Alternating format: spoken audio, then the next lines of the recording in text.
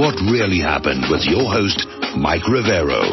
Because World War III is a really bad idea. Here is your host, Michael Rivero. America, welcome to our show today.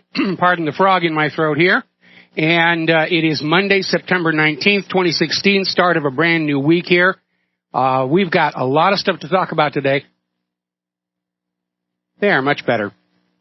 The phone lines are open. The toll-free number is working, 800-313-9443. Quick little program note, Margot Kidder, the actress who played Lois Lane in the Superman movies of the late 70s, early 80s, will be our guest tomorrow, talking about her article, My Fellow Americans, We Are Fools. And the article actually came out a while ago, but Margot Kidder is an activist now. She's been very busy. She was up in Dakota with the oil pipeline protest, which is still not getting a lot of news coverage, especially since the big pipeline break over in Alabama, Georgia, has all of a sudden vindicated the concerns of everybody who's protesting pipelines going across their property. And they're not talking about that. This could be as bad on the ground as the Deepwater Horizon was out in the Gulf of Mexico. We're already talking, they've acknowledged something like 600,000 gallons of oil is spilled out into the rivers and lakes and all over the ground there. And they've declared states of emergency trying to deal with this. All it's going to take is one strike of lightning or one careless cigarette, and they're going to have a really, really hard time about what's going on over there. Now then, I'd like to talk about Hillary's corruptions, the pay-for-play going all the way to the White House, things in Syria and so forth. But as you know, we've got bombs. We have bombs. Bombs to the left of us, bombs to the right of us. And this whole thing is an obvious false flag. Somebody's going around there filling up pressure cookers with Tenorite, which is this very low-order explosive used at shooting ranges. You shoot a little bottle full of this stuff. It makes a really entertaining flash and a bang. Don't even need a license to buy it, although I'm sure that's going to be changing with this. And this is pretty much all the news that they have out there. And it's been kind of interesting. Hillary Clinton actually took Donald Trump to task for saying there's been a bombing in New York. And, of course, now that's what everybody knows what it was. She even used the word bombing herself. But that was edited out conveniently by the corporate media. I mean, they're just desperate to find anything they can attack Donald Trump with. And now Hillary's campaign and the corporate media have egg on their faces for chastising Donald Trump over saying it was a bombing when it turned out to be a bombing. And Hillary gave a little bit of an impromptu press announcement on her airplane. And boy, did she look bad. She looked like she was barely awake. She looked like she was going to fall over any second on that whole situation. Now, New York Governor Cuomo is out there saying there is a foreign connection to the bombing attacks and was out there spreading all that. And so the question is, who are they going to frame for this? Probably Syria, because they're in deep trouble over in Syria right now. Or could be a toss-up between Russia and Saudi Arabia. But here's where it gets really interesting, because all of a sudden they're realizing belatedly that this idea that there's been more bombings in the United States does two things. One, it bolsters Donald Trump's agenda for a stronger immigration policy because, yes, the key suspect they've just arrested is an immigrant. And apparently he is not unknown to the police. He was trying to sue them over what he called persecution based on profiling because it was a Muslim. And the other thing, of course, is that once again we are having it rubbed in our face that all of this NSA spying on law-abiding American citizens does not, in fact, stop terrorists. All this groping of our crotches by TSA at the airports doesn't stop terrorism, just gives them an opportunity to steal undies from women's luggage. This bombing episode all over New York, New Jersey, something like 5 devices of which 2 detonated, shows us once again the entire federal government security apparatus is a complete and utter failure and a fraud, a complete waste of taxpayer money. You want to stop terrorism, you stop messing about with other people's countries, if that is indeed what's going on here. A lot of people were pointing out the very close timing between this bombing and the U.S. Attack on Syrian forces in Syria. I personally think it's a distraction, because now all of a sudden the corporate media have got something to talk about that isn't how the U.S. literally committed an act of war against the Syrian army. We'll be getting into that a little bit later. They're pointing out the fact that this New York City attacker used exactly the same bomb as the Boston bomber. Maybe they hired the same security company to go around and stage this one, and maybe they set up this guy as a patsy because he was, in fact, suing the police for abusive behavior on their part. We're going to take a minute here to do a shout-out to our on-air affiliates who are rejoining our network. We're talking about the bombings that took place in New York, the bombs that were found in New Jersey. To me, it looks like it's a false flag to try and desperately distract the corporate media away from the U.S. attack on Syrian forces. The new revelations coming out of the DNC leaks that the pay-for-play went right up to the Obama White House itself. Hillary's various other issues, corruptions, questions about her health, because that's all the media is talking about today. We've got bombs for you. Here a bomb, there a bomb, everywhere a bomb, E-I-E-I-O, because that's what the corporate media does. Keeps you distracted, dazzled, and confused. Now, New York City has declared the highest state of alert since 9/11. They're already trying to say 9/11, 9/11, 9/11. And of course, it's going to be an absolute nightmare for traffic just when the UN General Assembly is getting ready to meet. And that's something else they want a distraction from, because at the New York General Assembly, the United States is going to be taken to task over the fact that they just attacked the Syrian army. Now, the U.S. is out there trying to say, oh, it was just a mistake. It's just a mistake. We're going to be dealing with that in a little bit. Now, getting onto the campaign trail, Barack Obama effectively put himself on the November ballot over the weekend. He was out there speaking to the Congressional Black Caucus dinner on Saturday night and said that he, President Obama, would take it as a personal insult to his legacy if blacks don't get out and support Hillary Clinton. In other words, Obama has just turned the November election into a referendum on his own administration, and that may well backfire. But what really has a lot of people upset, can you imagine if some white guy got up there and said it's a personal insult if white voters don't vote for Donald Trump? There'd be a media firestorm. Trump the racist, Trump the racist. And here we have the President of the United States of America race-baiting blacks to get them to support Hillary Clinton. I understand his desperation. Support for Hillary among the black voters is cratering right now. Now, Bill Clinton is out there on the campaign trail campaigning for his wife in those places that she is just physically unable to get to. And he's trying to make this whole pay-for-play scandal going away, saying it's natural for allies and friends to call and ask for things. It's not exactly what happened. These weren't friends. These were people who donated to the Clinton Foundation. Of course, I guess from the Clintons' point of view, if you give them money, that makes you a friend. If you won't give them money, that makes you an enemy. But he's glossing over the fact that there are laws against such corruption by officials. There are laws that say you cannot personally profit from your office. And here is the crux of the matter. People were donating to Bill and Hillary Clinton's personal foundation in order to get access to and favors from Hillary Clinton as the Secretary of State. That's about as corrupt as it can get. Now, Hillary is making her rounds on the campaign trail.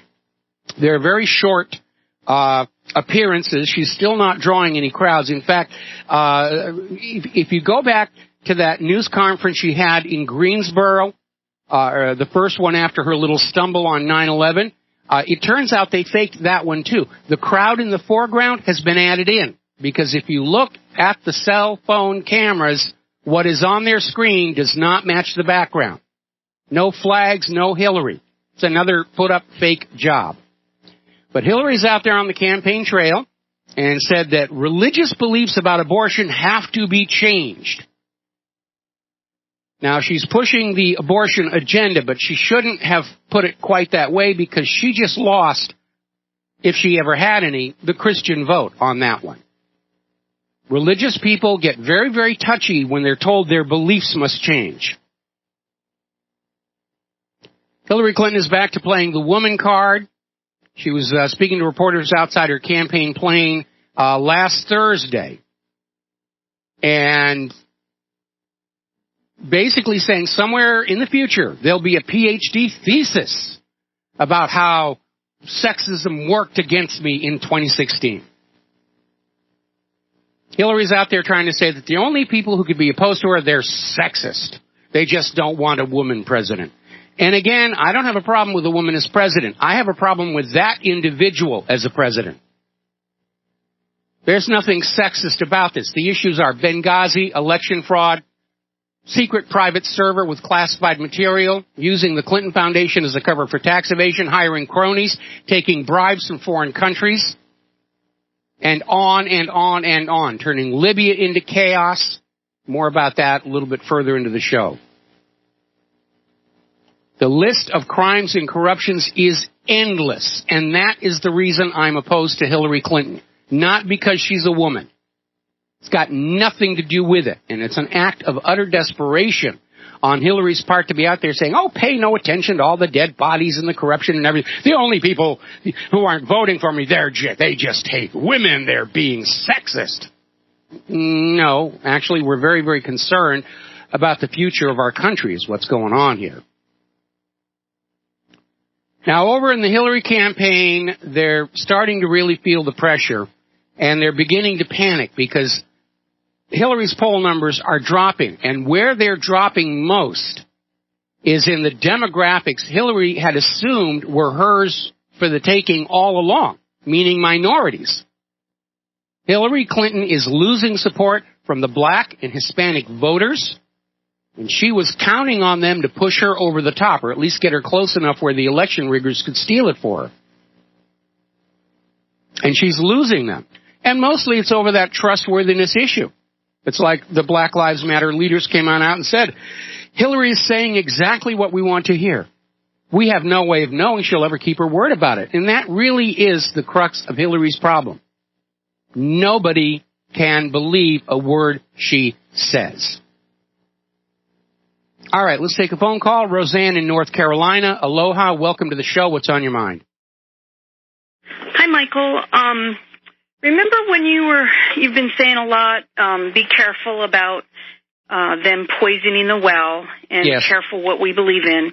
I did see the video with the quote-unquote faked rally in Greensboro. I was going to go. I couldn't find anybody to go with me, and I don't trust going alone, although I've been to several Trump rallies by myself, and I'm not afraid to go there. But I did find a local video taken by Channel 14 Time Warner, and I saw the whole layout of the venue at that college, and it didn't look like that video that I saw at all as far as the fakeness goes.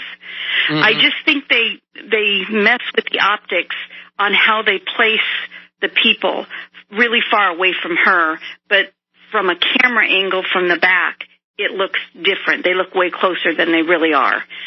So I'm going to go ahead and send you the video that I found, and I have a feeling that one video that I saw on YouTube was slathering little jam on the bread, because there were people behind her. So no, I'm kind of questioning. We're not questioning that there were people behind her. The issue was, and I got sent this video a lot, there are people in the foreground who are holding up their cell phone cameras to take a picture, and, at first they were saying, you can't see Hillary in the cell phone cameras, and I thought exactly the same thing that you could. They're far away from her. The video's being shot with a telephoto. But then somebody else pointed out, hey, the entire stage, which was festooned with flags, that's not visible in the videos either, and it ought to be. So there is reason to think there's something funny.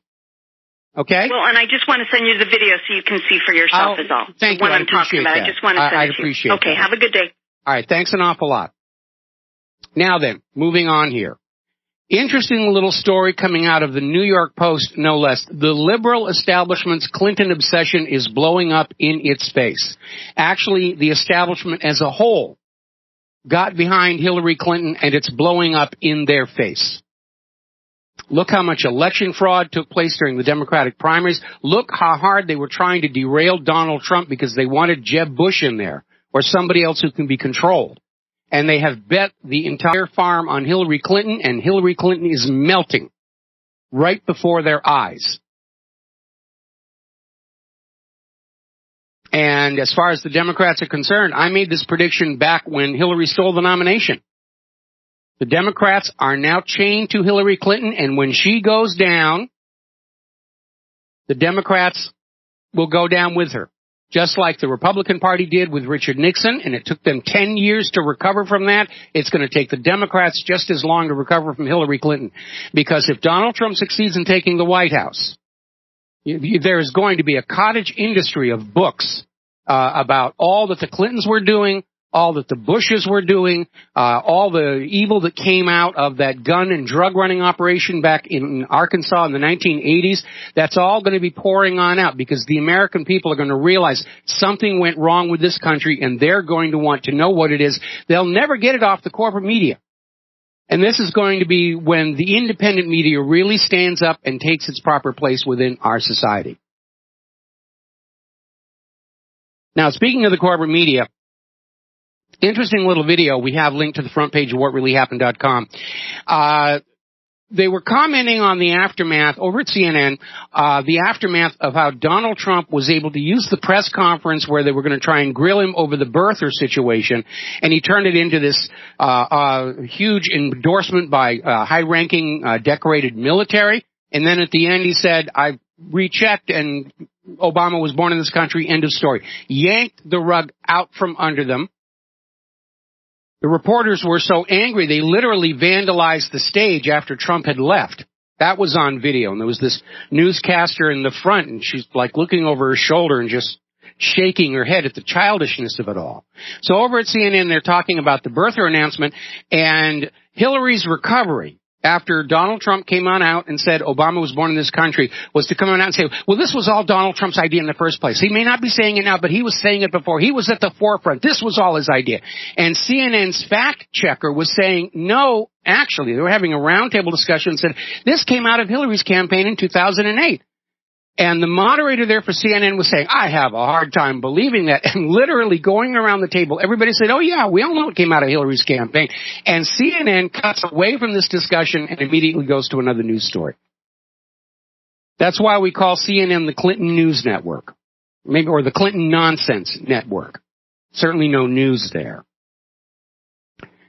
Now, Hillary's media arm, liberal news outlet Share Blue, and it's owned by the head of the super PAC, Correct the Record, which is Hillary's online goon squad that goes on out and hurls abuse and bad names at anybody who doesn't love their empress. And they're literally out there with a story saying it's time for the Secret Service to arrest Donald Trump. I mean, that is third world dictatorship on display. We can't win the election. We're going to arrest the competition. Now, the Secret Service does not have any reason to be talking to Donald Trump. He has not threatened the physical person of Hillary Clinton. He's threatening to spoil her little game plan to be first president of the United States of America. But that's not the job of the Secret Service to protect that part of it. Another story from the New York Post, inside the scramble to cover up Clinton's private email server. And they're talking about more of these leaked internal emails showing that these IT executives were discussing the fact that they'd been ordered to purge emails, and they were figuring out how can we distance ourselves from what is obviously some very shady goings on. They were calling it Hillary's cover-up operation. All right, we're going to take a break for commercials. We'll be right back. And aloha, America. Welcome back to our show. Now, as you know, along with DNC leaks and various other things coming on out, WikiLeaks and Julian Assange are preparing to uncork what is being called the October surprise. And they're already beginning to tease some of the content there in tweets and in interviews with Julian Assange himself. And Assange apparently is getting ready to release a bunch of documents that relate to the many dead bodies piling up around the Clintons, in particular, the 6 most recent deaths over the last couple of months. Seth Rich, John Ash, and so forth. And so this could really be quite damaging. And I think the only reason Obama has not ordered a drone strike on the Ecuadorian embassy is because it is in London, and it's really bad form to drop weapons on one of your closest allies. Now, getting on to the campaign trail, Donald Trump's surge in the polls is explained not just with dissatisfaction of Hillary Clinton, a growing apprehension about her moral and physical decrepitude, but it also is because he revamped his campaign. Remember, a while back, he fired his old campaign manager that was trying to get him to campaign in a more traditional mode that was going to favor Hillary Clinton, who knows how to deal with that, and instead, Donald Trump acted like a businessman. Management isn't working, fire the management, get new management. And it seems to be working. And Trump is projecting an image as optimistic but realistic about the country's future and emphasizing his strengths as a negotiator and a deal maker, as opposed to Hillary Clinton, who's over there still thumping her chest and talking about flinging missiles at Russia and China. Latest Los Angeles Times poll, Donald Trump at 47.7%, Clinton at 41.0%. And Donald Trump is gaining with the black voters. Remember, I mentioned a little while ago, Hillary had counted on women and minorities as solidly in her corner. They're not. They're getting turned off on the message.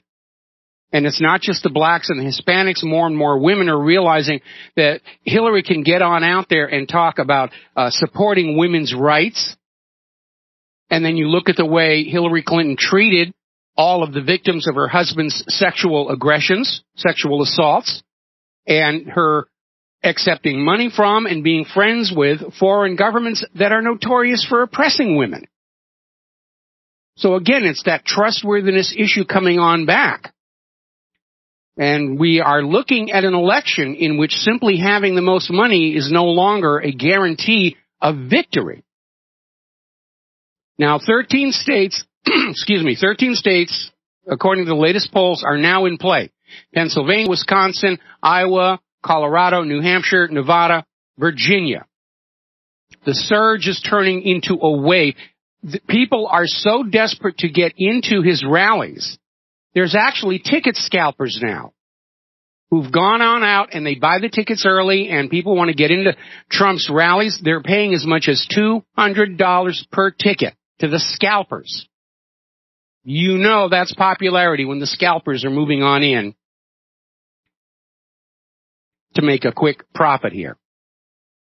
Latest polls are showing that Trump will likely take Ohio, Florida, Indiana, Colorado, Nevada, Arizona, North Carolina, and Georgia, assuming the vote rigging can be stopped and he's not shot. And if you stop looking at the polling numbers and start looking at the Electoral College votes, he looks to be getting the 274 EC votes that will win him the presidency. Now, Republican National Committee Chairman Reince Priebus is warning that GOP politicians who are still refusing to back Donald Trump and are still actively opposing him, the never-Trumpers, that they may feel the pain their next elections. Most of the never-Trumpers are ones who are not standing for re-election in November because the writing is on the wall. They may find themselves voted out of office next election. And they should be. If we can get Donald Trump into the White House, it is urgent that we give him a Congress who will work with him. We'll be right back after these commercials. And aloha, America. Welcome back to the show here. And Hillary's goons are attacking not only my server, but apparently for some reason the BAM user connection for the video stream that goes to the show is cutting in and out. So they're playing their usual games and throwing their usual tantrums and rolling around on the floor and saying, "You're saying bad things about Hillary again. Words hurt. Words hurt. Make him go away, Mommy." Now, over in Russia, Vladimir Putin's party wins landslide victory in the Duma elections.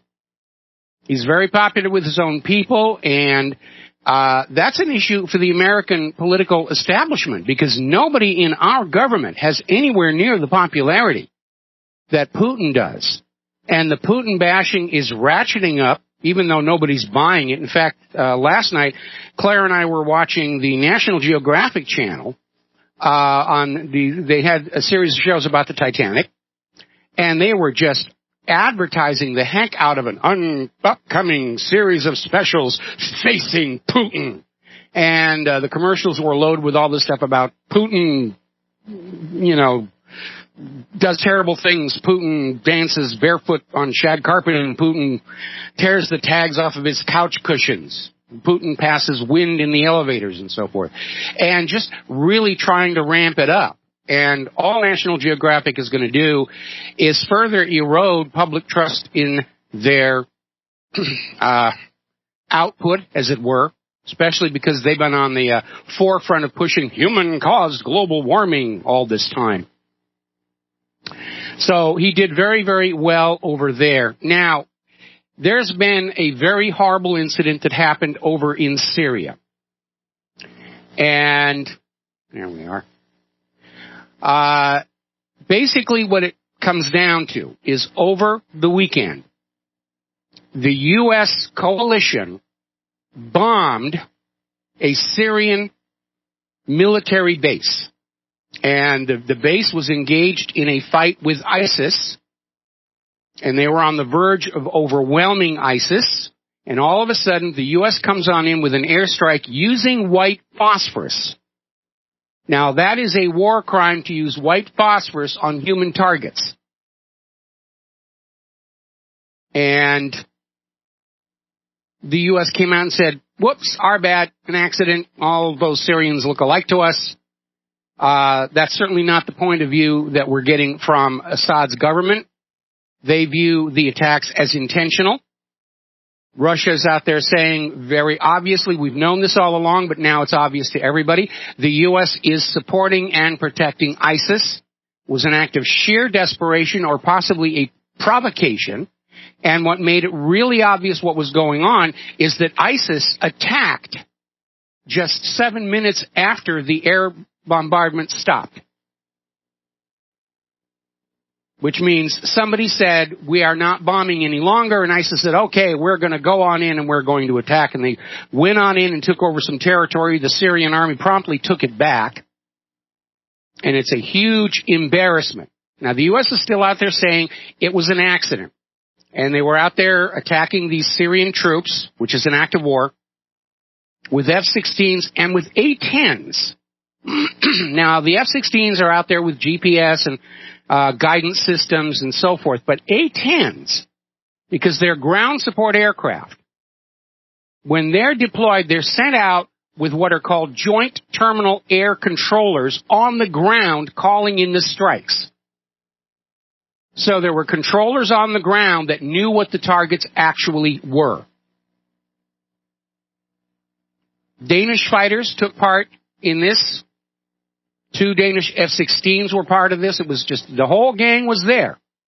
The Australian defense minister admits they were involved with this, but says the strikes are going to continue in Syria. One of these days, mate, we'll get it right. Just trust us. Everybody makes a mistake now and then.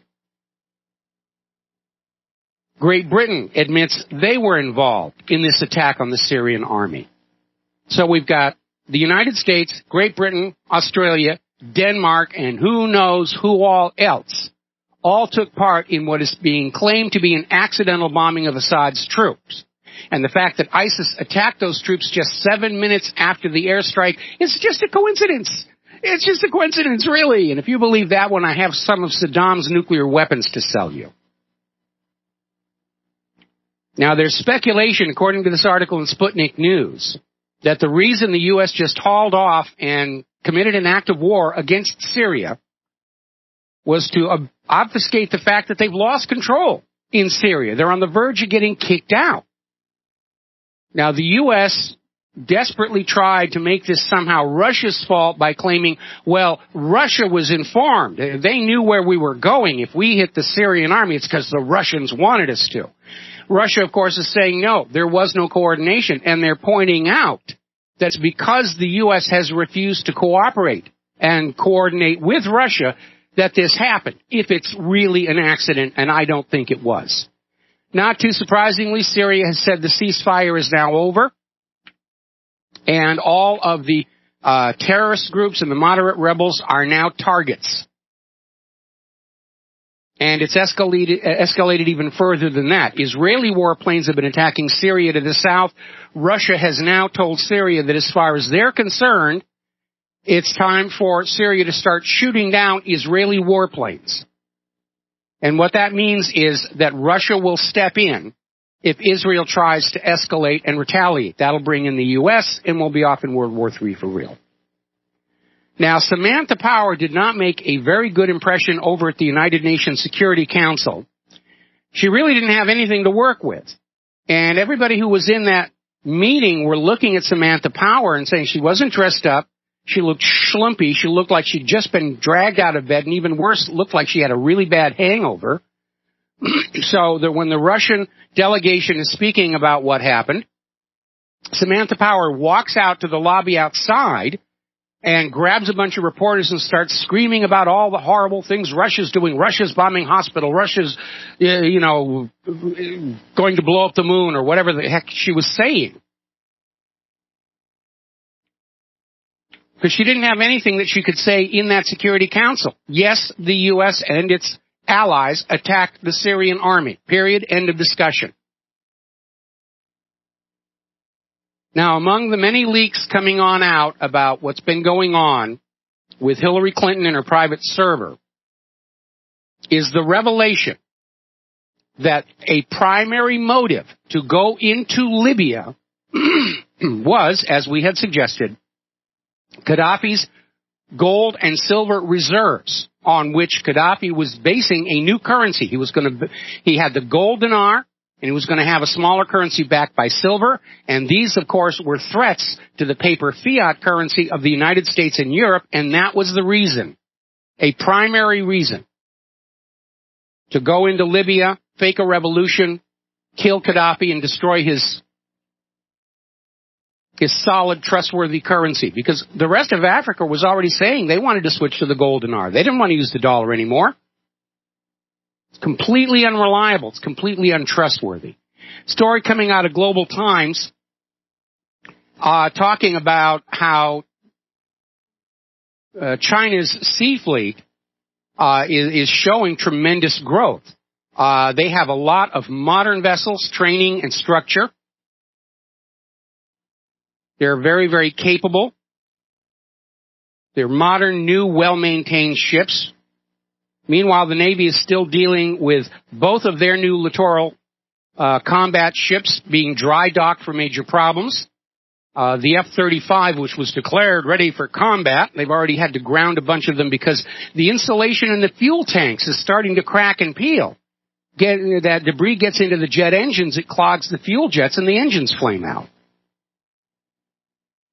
And what's the U.S. Navy doing? You're not going to believe this. They're now mandating transgender sensitivity training for sailors. I'm sorry, this is the Navy. And I think there are more important things for them to be trained on, especially given how close we are to outright war. All right, let's grab some phone calls here. Karen in Maryland, aloha. Welcome to the show. What's on your mind? Hi. Hello there. If you're not well versed in this subject, that's just fine. But the question is about the Federal Reserve. If it takes you off topic, I can call another day. But the question is, does a bank or a credit union basically have to do a Mother May I or get the Federal Reserve's permission in order to establish itself? I mean, do banks exist with the permission and consent of the Federal Reserve? Well, they have to have a relationship with the Federal Reserve because the Federal Reserve is the source of all the currency, but banks also have to comply with both federal and state banking regulatory agencies. It's a very, very complicated process. Okay, and then how would we get a copy of what the Federal Reserve, asks of of banks and credit unions wishing to have a relationship with it? What do you know? Where the criteria and the rules and regulations can be found? I imagine the first place to look would be at the Federal Reserve's own website or a Google search. I'm not familiar with that information myself or where it's available because I frankly haven't seriously considered setting up a bank anytime recently. But I'm sure it's out there to be found. And what you might want to do is I assume that you have an account either at a bank or a credit union. And you might just pull the manager aside one day and say, what are the regulatory hurdles they make you go over before you can open your door? Okay, very good. Thank you. All right, thank you. We're going to switch over to John in Texas. Aloha, John. Welcome to the show. What's on your mind? Yes, I wanted to say, do you know the type of troops that were hit in that airstrike? There were Syrian regular army, and apparently they're... Sorry? No. There's what's holding that Deir ez-Zor province on those hilltops is a special forces, that's the Syrian Republican Guard that was there. And it's basically like their special forces, and they're holding off, because Deir ez-Zor has like a civilian population of like 300,000. And from what I'm thinking is this is like an assurance to the jihadists that the U.S. is still on your side, because even though they were kicked out, I think they were kicked out of eastern Syria by some rebel groups. I think this is just an assurance, because it couldn't have been a mistake, because those people took back Deir ez-Zor, and they've been there for 2.5 years. They've been there's no way that this was a mistake. There's no way that this was a mistake, and it was an obvious provocation. The U.S. is out there saying accident, but we know the U.S. has never given up their original agenda in Syria, which was to force Assad out, and they are on the verge of losing. Syria and Russia and Iran and now Turkey working together are on the verge of eradicating all these U.S. proxies inside Syria. We're looking at this generation's version of Vietnam and the possible derailment of the entire war agenda. And that, I think, is the reason why the U.S. just went off and did such a reckless thing. And possibly they're trying to provoke a response by Syria, which would justify a wider invasion, or they're hoping to provoke Russia into some kind of an action that can get World War III going for real. Because with Donald Trump literally one state away from being the next president, the war hawks are going to start World War III before he can take office and pull the plug. Oh, he's going to be president, because, I mean, he's on board with the whole terrorist idea. I mean, he doesn't. I mean, hopefully I'm wrong. Hopefully he's just plain stupid. He's going to be like, you know what? Like you said, I'm going to be friends with everybody. But I don't know if he could put the two together. The airstrike, and then all of a sudden we have like these how many, like more than 5 things happening in the U.S. That couldn't be a coincidence. And now that's all. No, it isn't. And to be very honest, I think the bombs were staged by the U.S. government to get the corporate media to report on them and not report on what the U.S. just did in Syria, so that when there is a response by Syria or Russia, the corporate media can say, oh, this is a provocation by Russia. We didn't do anything to deserve this. Russia just went off and did what they were going to do. This idea that Russia is now telling Syria it's time to start shooting down Israeli planes that cross into Syria's airspace, that is a dangerous escalation. And it's just the kind of open door the U.S. government would love to have a direct confrontation with Russia. And you know how you could also tell that this wasn't a mistake? You know how you said turn down the volume and just listen to them talk? Listen to Samantha Powers and just listen. Just look at them. Just look at their faces, Samantha Powers and John Kerry, when they're talking. Samantha Powers, you could tell she is smirking. She is smirking. She is so like, whatever, this is whatever. Okay. We seem to have a sudden problem on your phone line. We're getting a lot of AC hum. Okay, there you are. Hello? Yes. All right. Anything else? Did you hear me about how Samantha Powers was just smirking, right? How I said if you just turn down the volume and just watch her facial expressions when she's trying to explain herself about the airstrike, she knows. Yeah, she couldn't keep it off her face. Yeah, she couldn't keep it off. Of course she knows. Of course she knows. Yeah. So does John Kerry, too. When you listen to him talk, he has this very cynical look on his face, like so what? Like what he said, no, Russia needs to tell Assad to stop attacking. When he's not even the one attacking. And that's the crazy thing about it. The whole narrative, it's almost like Bizarroville. You know, like Orwell, 1980? 1984. It really is, because since the population is so, most of the population just dealing with their needs, so most of them work a lot of them really don't. I mean, it's real. I don't know. It's real. It is Bizarreville, because people actually believe, like a lot of people still believe. Like you said, it's probably going to come to them like a Pearl Harbor, Well, I imagine they're trying to think of something that they can do that is going to be so big and shocking that the American people will just fall for the cover story. But dealing with an American public as skeptical as the current one, that's a very, very high-risk venture to try and pull that off. Well, I appreciate the time, Mike. And you're doing a good job. You're doing a good thing. I just wish that more people really didn't have to work so much for their needs, so they could have the leisure time to get to understand these topics like they should be understood. Absolutely. You are doing but that's another reason. That's another reason to create an economy where people are working 2 and 3 jobs. I mean, Shakespeare said it in Henry the Fourth. Parts 1 and 2, actually in part 2, when Henry IV is advising Henry V on how to be a king, he said, make it your business to keep busy giddy minds. In other words, keep the common people so concerned with their day-to-day life, they can't pay attention to what the rulers are doing. John, we're going to have to let you go here. We've got to take a break for commercials, and we'll be right back. And aloha, America. Welcome back to the show here. And Donald Trump is speaking now, and he's hitting a very valid point following the bombings that took place in New York and New Jersey. He's saying basically that Obama and Hillary's immigration policy have opened our borders to potential terrorists. And he's absolutely right about that.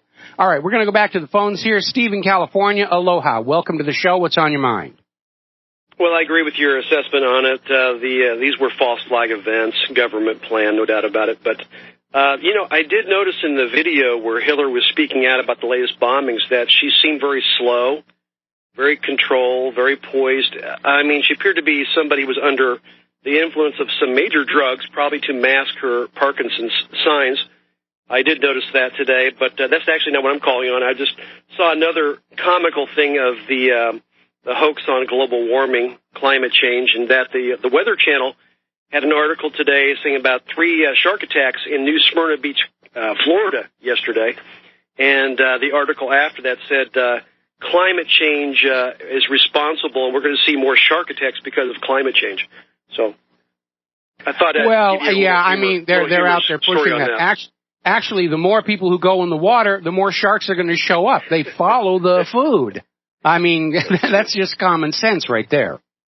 Yeah, it is. It's comical, but everything causes something, and anything bad, they're gonna try to tag it on to climate change, of course.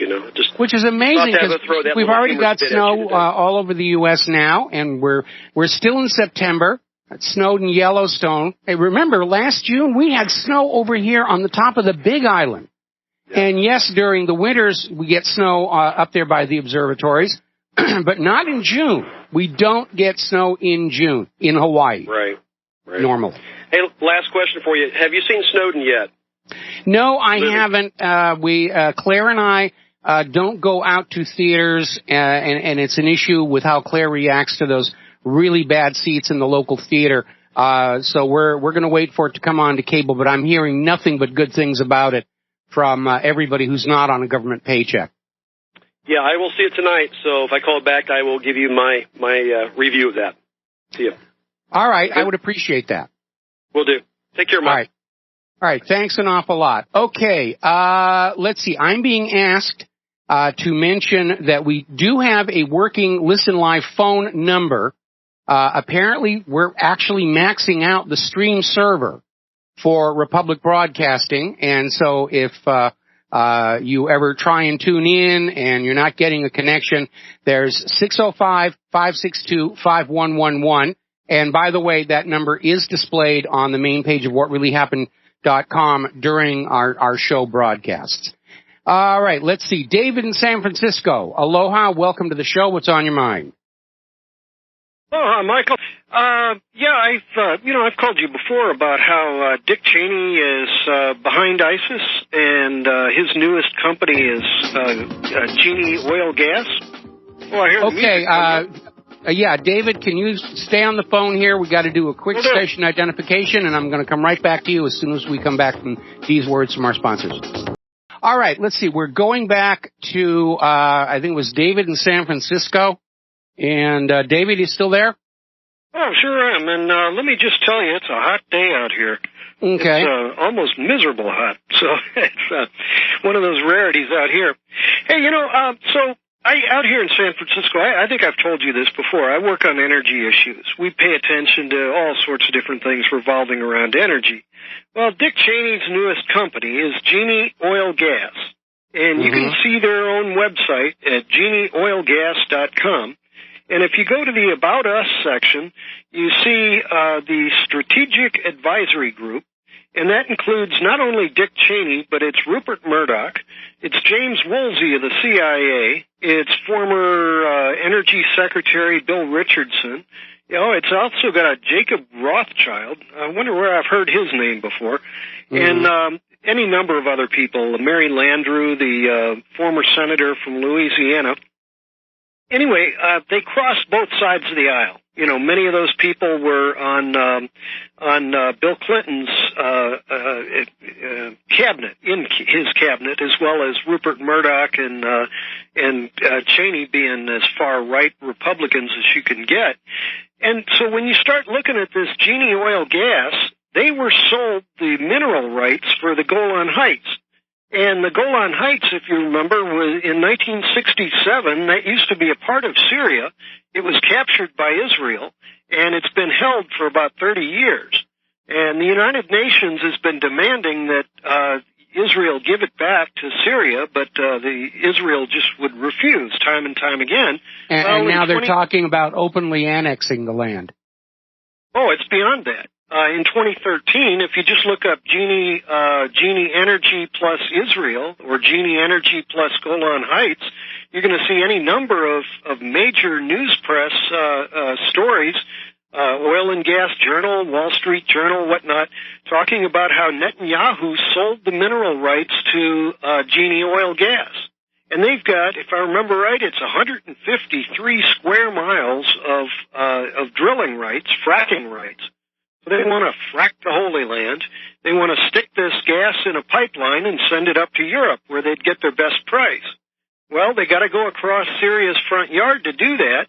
And even if Syria would approve of them running a pipeline across their front yard and paying toll for that, well, gosh darn it, they're using Syria's gas that they never gave back after the 1967 war. Well, that's why Assad refused permission for the pipeline. I mean, they already went to Assad and said, we want to build a pipeline. He said, I'm not going to let you build a pipeline so you can steal our gas and sell it to Europe. And that's when Assad went on the U.S. government's special high-interest targets list. Exactly. So, yeah, this whole thing is as phony as it can get. Virtually nobody on that strategic advisory group is an elected official anymore. They're all retirees, so to speak. Yet they're using the military, our military, and our what was the incendiaries that they dropped on the Syrian special forces? White phosphorus. They're using our high-tech weapons. Well, if you call phosphorus a high-tech weapon. It's not a high-tech weapon. In fact, it's rather indiscriminate in its use. A war crime is, because it'll just burn right through you and it won't, you virtually can't put it out. That's the horror of it. And, so the whole point is that, this sorry collection of jackasses in Genie Oil and Gas are using all of their political power, even though not a one of them is still an elected official, and they're all able to marshal the troops to steal this oil and gas. And it's an amazing, sad story. Are you also familiar, just before 9/11, where Enron was trying to run a natural gas pipeline across Afghanistan, and the Bush got the Taliban to come down to his ranch in Texas, and if I remember right, it was Colin Powell that told him, we'll either give you a carpet of gold or a carpet of bombs if you, based upon how you decide about this pipeline. And they hemmed and hawed just long enough to get the carpet of bombs. But Enron was basically trying to run a natural gas pipeline over to a power plant they had in India. And so, well, it wasn't just Enron. There was a whole consortium of oil companies, including Unocal, that went before Congress and urged the war in Afghanistan. And one of the Unocal representatives was Hamid Karzai, who later became the installed U.S. puppet president of Afghanistan. Sure. Yeah, so this whole thing, and it's, the more we support this stupid war, the more we're guaranteeing that this gas is going to actually go to the sweatshops. In the case of the Enron pipeline, that was going to go towards sweatshops. That was either going to go through to Kashmir to China, or it was going to go to India, where there are sweatshops. And so the more we supported this stupid war, the more we were going to guarantee that American jobs were going to leave so they could be powered by the gas for these sweatshops. And so you start looking at this Nabucco pipeline that Cheney wants to hook up with with his genie. These people, they're shameless, and they talk a patriotic game, but they're actually just setting it up so there are more sweatshops that are going to be supported by their pipelines. Well, there's another advantage. By sending American jobs to other countries, young people have no choice but to enlist in the military. It's an economic form of the draft. It's not a real draft, but it's still effective. I remember a while back, Claire and I were going on down to the Denny's that used to be here at the bottom of the hill, and they shared the same building with all the military recruiters. And we saw a whole bunch of young kids that had signed up for the Air Force, and they were waiting for the bus, and we stopped and talked with them, and they all said exactly the same thing. They didn't want to be in the military. There just were no other options available to them. We need to take a minute here to do a shout-out to our on-air affiliates who are rejoining our network, and thank them for being part of our little media village, as it were. All right, David, anything else? Thanks, Michael. No, that's it. I just I agree that it's a false flag up there in New York. This whole bombing of the Syrians, the United States has been bombing too many hospitals, too many Medicines Sans Frontiers. These incidents just happen with too much regularity. We're trying to destroy their infrastructure, and we're always claiming it's a gosh darn accident. Yeah, and we're willing to loan them the money to rebuild what we bombed for them, at interest, of course. All right, well, listen, David, thanks an awful lot for the phone call. We're going to let you go and switch over to Dustin in New Jersey. Aloha, Dustin. Welcome to the show. What's on your mind? Yeah, hi, Mike. A couple callers ago, on this previous call is right, there was over 1,000 Special Forces troops involved in this operation. And, I think got to roll in the S-400 on that hilltop, that overlooking space, because this can't be allowed to continue. It just can't. It's ridiculous how nobody believes this, but stupid people, that it was an accident. I don't know anybody who believes it. Even looking at the corporate media that are talking about this, they've also got smirks on their face. They all know it's a joke. And Mike, this previous caller also is right, because, there's multiple parts to this. It's about the petrodollar with Libya and Iraq, and also with pipelines, because remember, you also got to throw in the Saudi-Qatari pipeline that was planned to go to the coast, right? And I tell you one thing, and I will stand by this, those pipelines will never be allowed to go through Syria Assad and the Russians will never let it happen because that's Russia's. Europe is their bread and butter right now. China, yes, soon to come, but right now it's not going to happen. I don't think it's ever going to happen. It'll be like we said before, it's going to be a world war. Well, certainly that's why they want Assad out and a new puppet ruler in there so they can get that oil pipeline right of way. And a lot of people are probably scratching their heads and saying, why all this fuss about a pipeline through Syria or a pipeline through Afghanistan until you really begin to understand how a single one of these oil pipelines can dramatically reshape the global economy.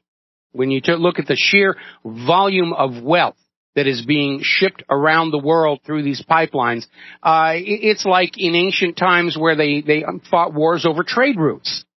And because whoever's land that trade route sat on exerted control over the trade.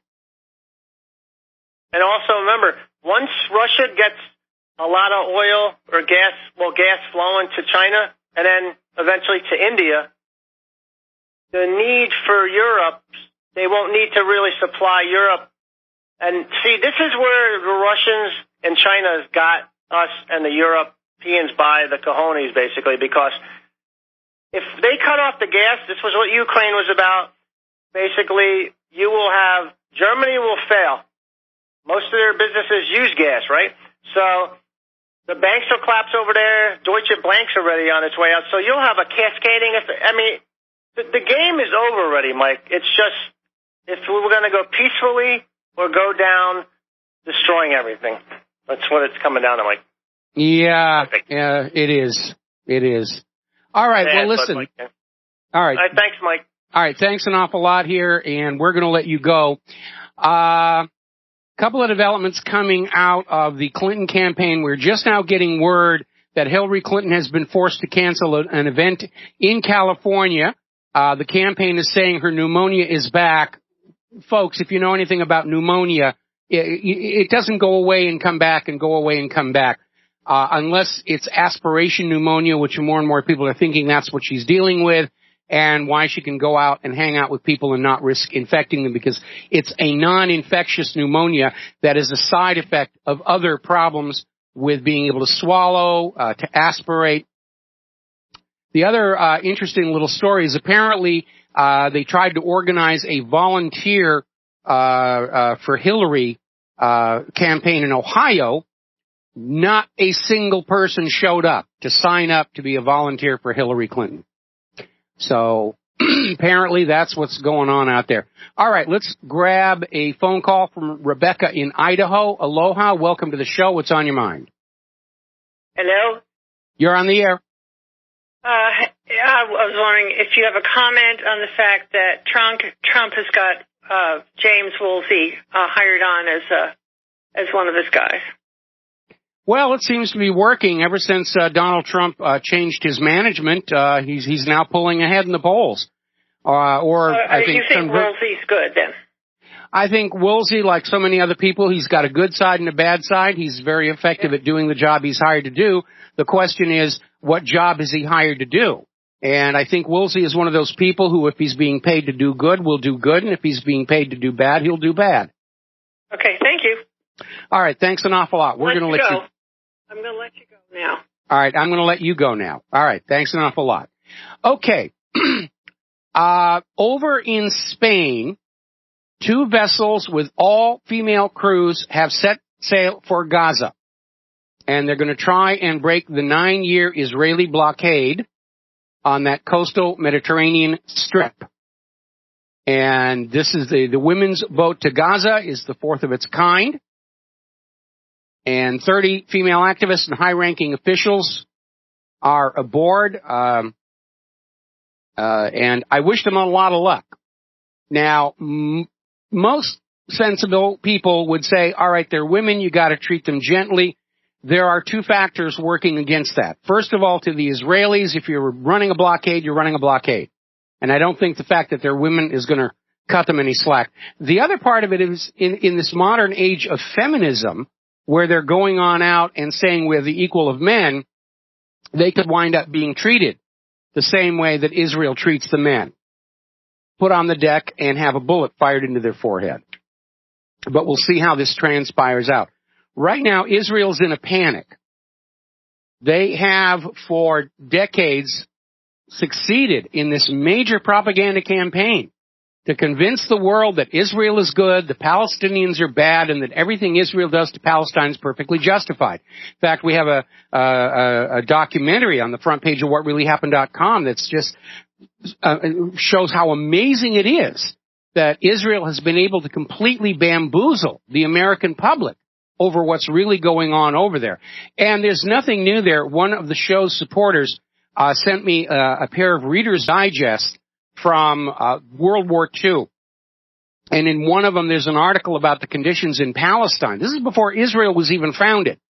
And in the second issue of the Reader's Digest, there's a response by Zionist leaders who are out there saying, oh, you're full of lies. It's, it's hatred of the Jewish people to say that we're maltreating Palestine and so forth and so on. So even back then, in the middle of World War II, they were still out there trying to control the public perception of what Israel was then planning to do to Palestine. And you have to learn to see through that.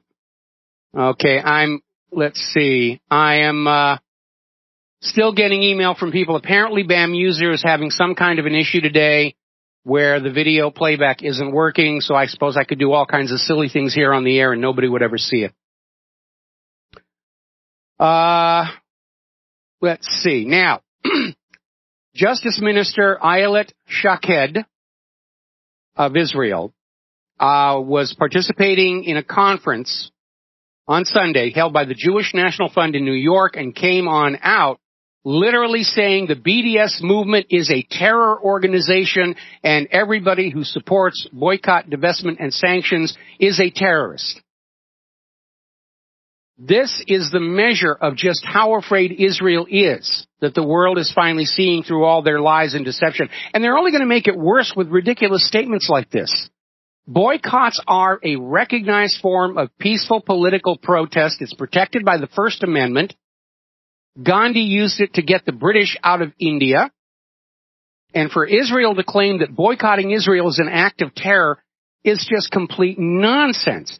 It's on the same level as the statement Netanyahu made about a week ago that asking Israel to remove their illegal settlements from the West Bank was equivalent to ethnic cleansing of the Jews. They're getting desperate over there. All right, let's talk about the economy. A lot of stuff going on in the economy. Berkshire Hathaway has been hit with an $18 million lawsuit. Apparently, Berkshire Hathaway was offering what was billed as a workers' compensation coverage package, and it turned out to actually be a highly complex and very risky investment vehicle. And basically, it's been described as an expensive reinsurance program that required employers to cover each other's losses rather than have Berkshire Hathaway cover the losses, as normally would be the case in the workman's comp or other insurance package. Now, William Black came on out in an interview basically saying at this point, fraud is the basis of all profit in the banking industry at this point. They can't make money the old-fashioned way. They can't earn it. They can't find good loans to make that generate a return. And rather than just admit that their business has failed, they're engaging in massive fraud. We're seeing it all over the place. Now, as you know, Deutsche Bank just got hit with a $14 billion penalty over the mortgage-backed securities that helped launch the 2008 disaster. And Germany's bank is saying, we're not going to pay it. We refuse. We don't recognize your authority.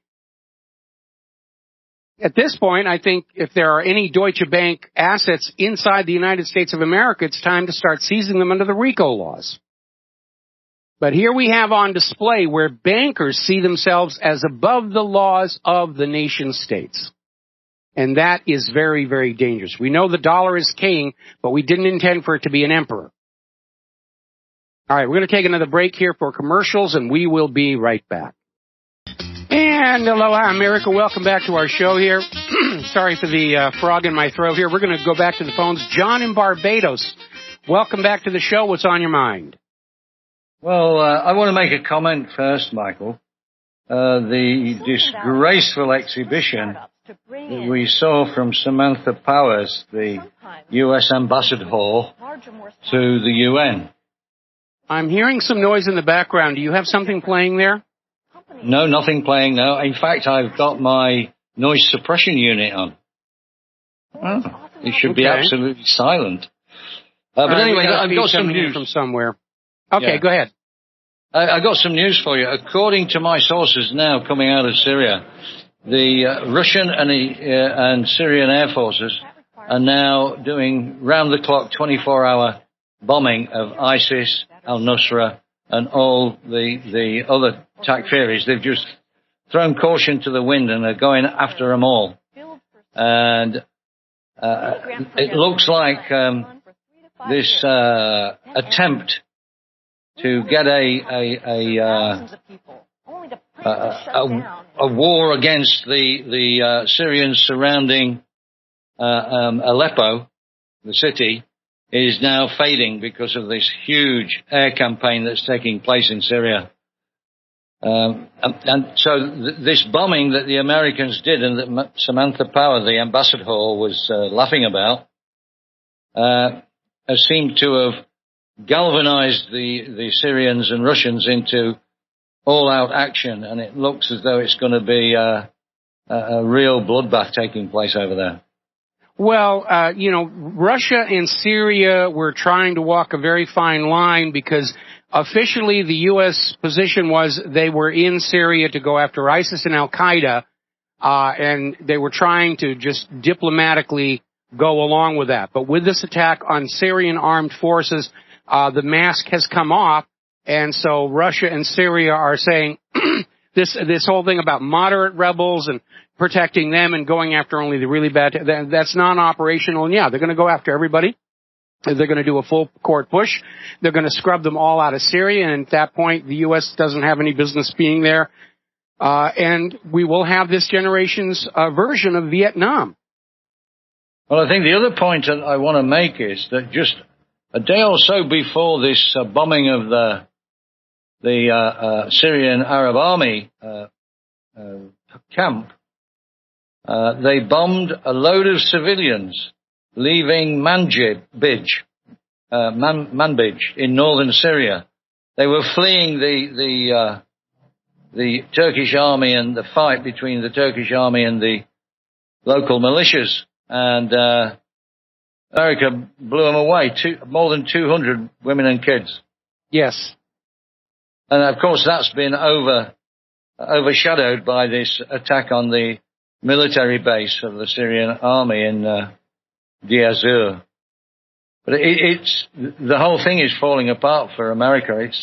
It is, and that's why we had this staged bombing in New York, so the corporate media doesn't have to report on any of this.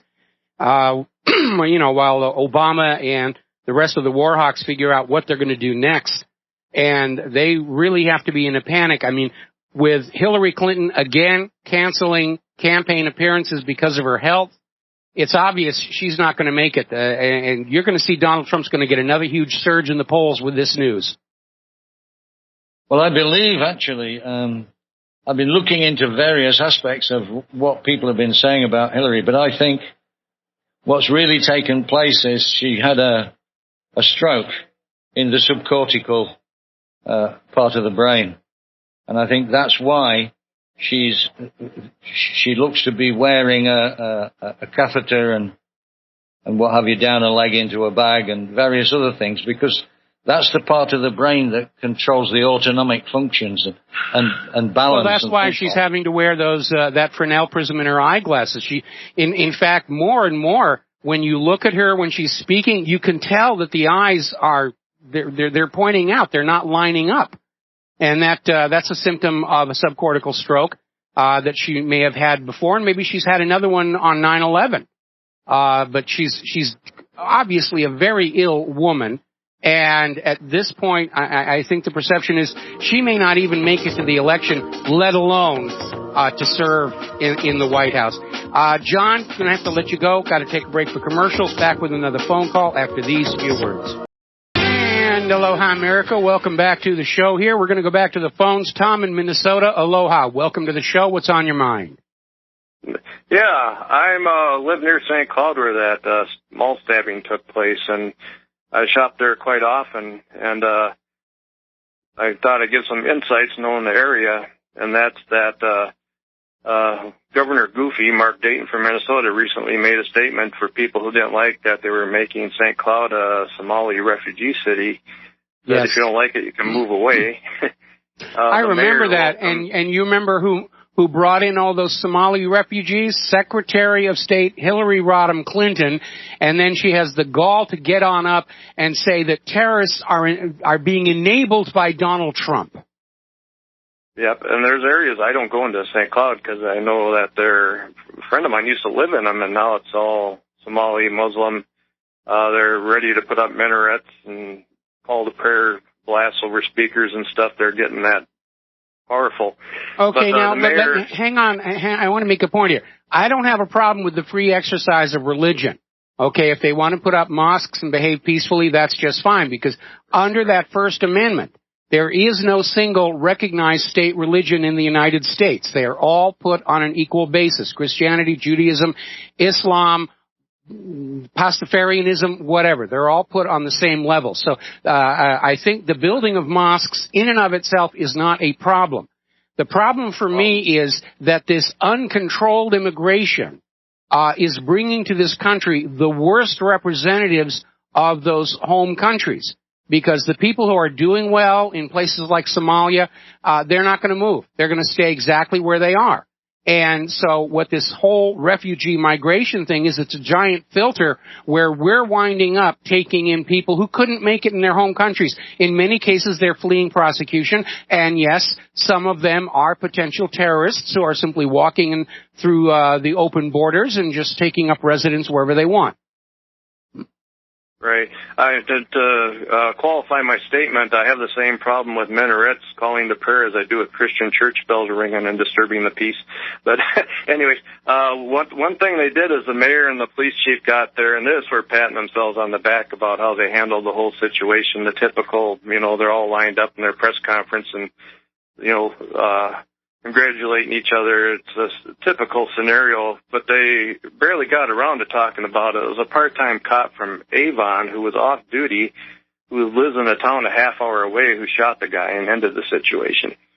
Another thing is that they don't talk about is that the police shut down the mall because they said they were looking for accomplices, possible accomplices, but in essence what they did was I heard it was late at night, and some I heard even couldn't get out until the following morning, trapping the victims if there were accomplices in there. So they literally locked them in the mall if there were more situations. Well, they did the same thing with that nightclub in Florida. They just, surrounded it, and nobody was allowed in or out, and there were still club goers going on in there with potential. It's not a very clever way to be dealing with it if your goal is to save the lives of the innocent people. But if your goal is to generate the bloodiest number of shirts to wag at the American public, it's an exact right thing to be doing. Exactly. And again, because I go to that mall, I personalized it, and I thought, there's no way they're holding me in there. The other thing that was interesting is they realized later in the game there was a ninth victim because he drove over 1 hour to a much smaller hospital away from St. Cloud to Long Prairie.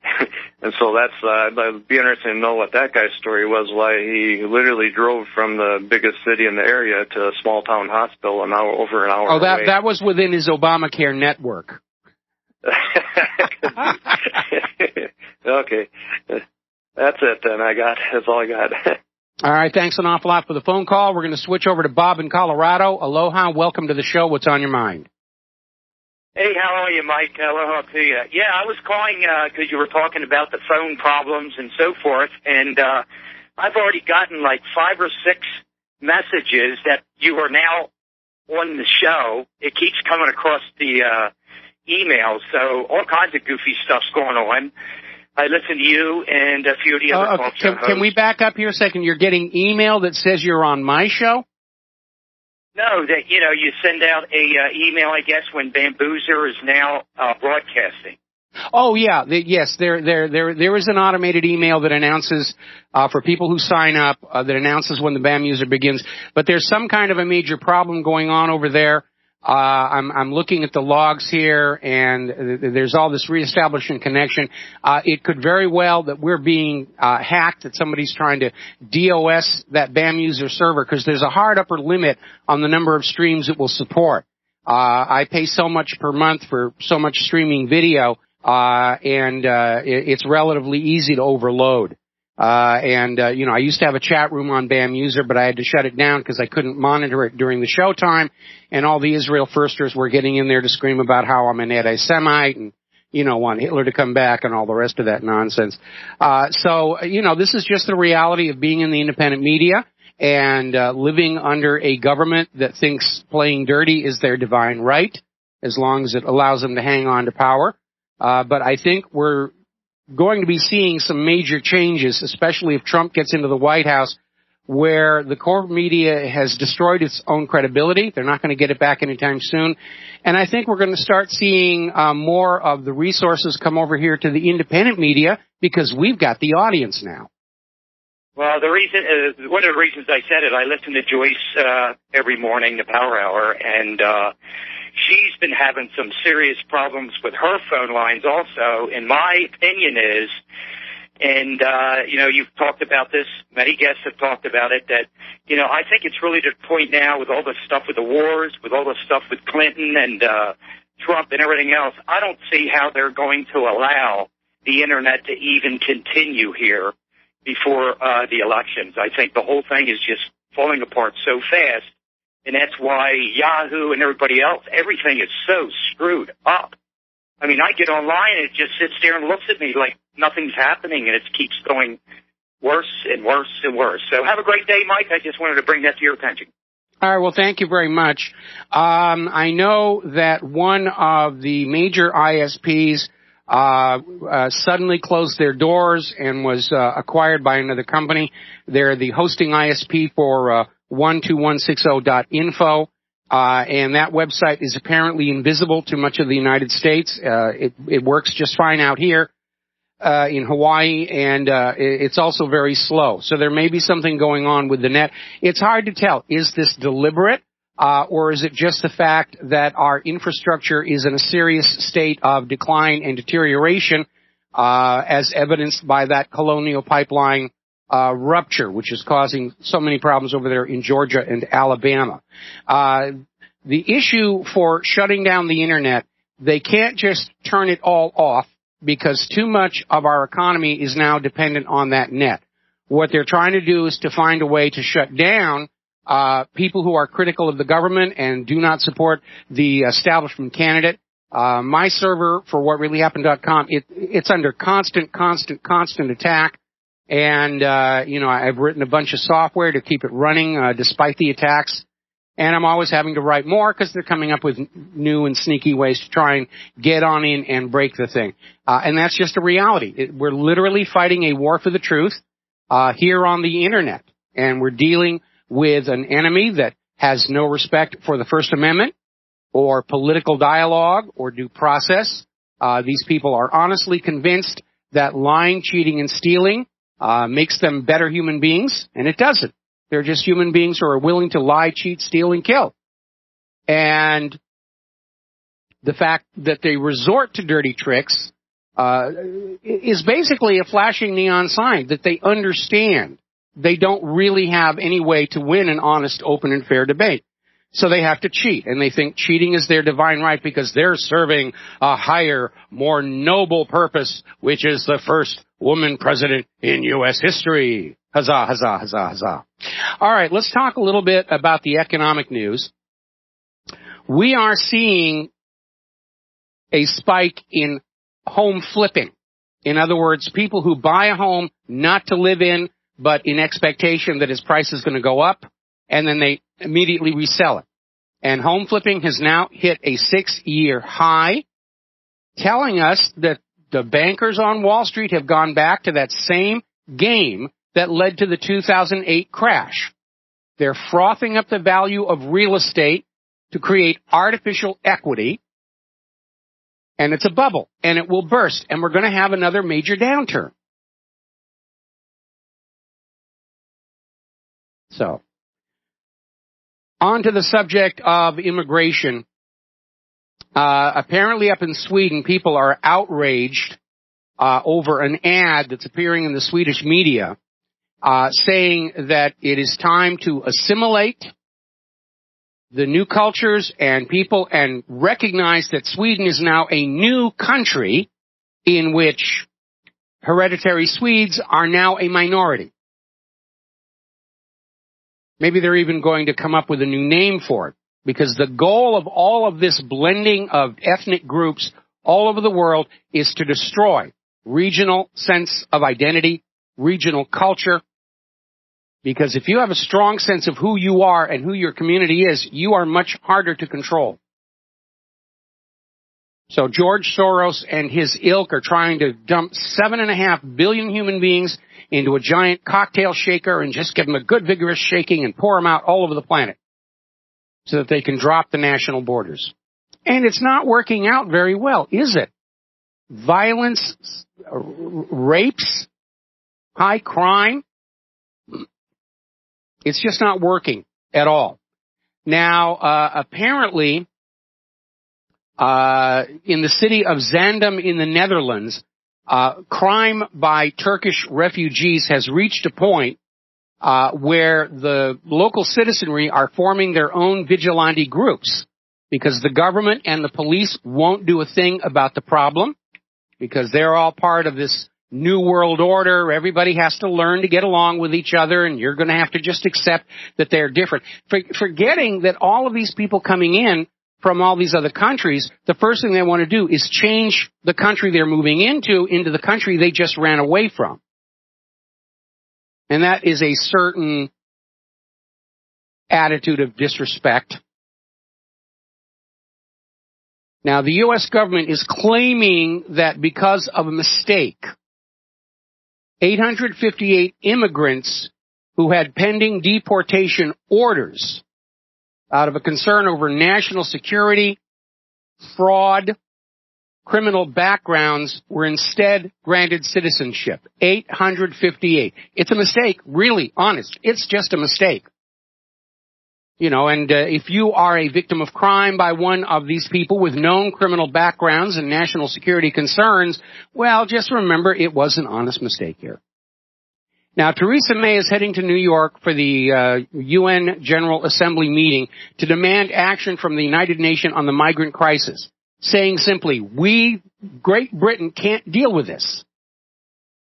The European Union can't deal with this. The United Nations has to do something. Now, what Theresa May is asking for is money. Give us lots and lots of money so we can house all the refugees.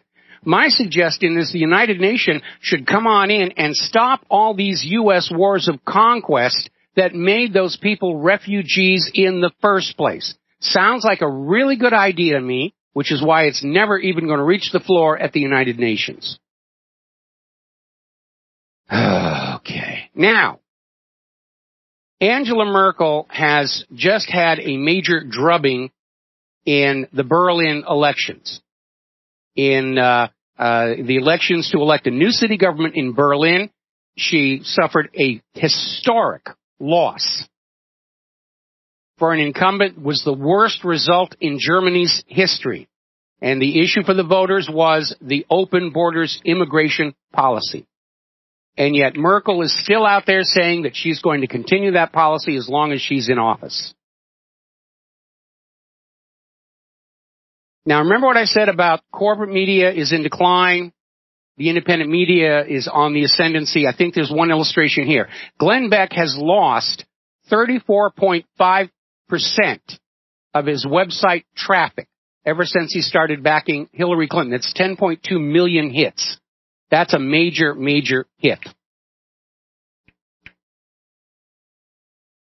Now, as I mentioned before, I have not seen the movie Snowden, and I'm going to have to wait until it comes out on cable to do so.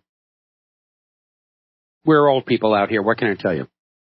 But it's getting rave reviews. Everybody's out there saying this film is shockingly accurate about what's going on. One of the things that's in this film is showing how the NSA manufactures its own computer chips that have back doors, allowing the NSA to infiltrate or, if necessary, shut down computer systems all across the world. Maybe that's what's really in that supposed data center in Utah, the one that's using all the water. Because they're certainly not able to actually find anybody's, any real criminals or terrorists or ransomware writers. Maybe that's their chip manufacturing plant. What am I saying? They're going to have this stuff made in Asia, because Asia knows how to make computer chips. The U.S. does not. Now, over at the Washington Post, talk about ingratitude. The Washington Post editorial is saying that he should not be granted a pardon from Barack Obama. He should go to jail. This despite the fact that the Washington Post won a Pulitzer Prize for publishing Snowden's NSA leaks. Talk about a little bit of ingratitude, as it were. Now, a lot of stuff going on about the phones. I'm looking at the story in BBC where apparently there's a new hardware hack out there that can bypass the iPhone passcode. By the way, I just updated my iPhone to iOS 10. As far as I can tell, it's mostly cosmetic changes. It certainly doesn't seem to have any additional functions that I can tell. And, but we talked about this before. There's an Israeli software company. It was started in 2010 called NSO Group Technologies. It is a professional provider of high-level hacking tools sold to governments and corporations and, frankly, anybody else who wants the tools to break into your iPhone and steal your information. And the company has changed hands. Apparently, it's for sale again. At $1 billion is the asking price. We'll be right back. And aloha, America. Welcome back to the show here. We're talking about computers, various other problems between ransomware writers and hackers and all these other problems, along with political parties and action groups going on out and trying to cause as much fuss as they can. Now, back in 2007, an FBI agent impersonated an Associated Press journalist and was interviewing somebody and took the opportunity to plant malware on somebody's computer. And the FBI is saying this is in line with their undercover policies, that they can come to your home pretending to be a repairman or a reporter or whatever and plant malware on your computer, and it's perfectly permissible for them to do. It's a little dishonest. Now, corporate media is a little upset over this because they're concerned that such tactics by the FBI might undermine the credibility of the corporate media. And they've got so little left, I can understand why they might be upset. All right, let's go to Mateus in Canada. Aloha, welcome to the show. What's on your mind? Mateus, are you there? Yeah, I don't think they have to worry about somebody else undermining their credibility. No, at this point, it's rapidly dissolving. Yeah, I think they got that covered themselves quite nicely. Hey, back in, I think, World War II, when the Germans would have a strategy where they would be rolling through a village, shooting the place up, but at the same time announcing on the speaker that we come in peace, this is not an invasion. Have you heard something about that? Yeah, I mean, they did exactly the same thing out in Waco when they sent in the tanks, to tear down that church with all those women and children inside. They had loudspeakers broadcasting, "This is not a forced insertion," or some such nonsense as that. Oh, wow, what bastards. Yes. Anyways, my point is that strategy is the same strategy behind the terrorism denial. So they open up the borders, they indirectly and directly let terrorists come in, and then they say, you're not under attack, it's not terrorism, don't call it Islamic terrorism. Yeah, it's kind of bizarre. And, you know, it's like the way they get around war by saying it's a police action, it's an intervention, you know, but for the people on the ground who are catching the bombs and bullets, you know, it feels like a war, and I think it can be understood if they see it that way. Yeah, I'm referring to American soil, where we have the current bombs going off, and everybody knows it's a terrorist attack. It's like, praise Allah, it's always Muhammad doing it. The guy's name is always Muhammad, basically.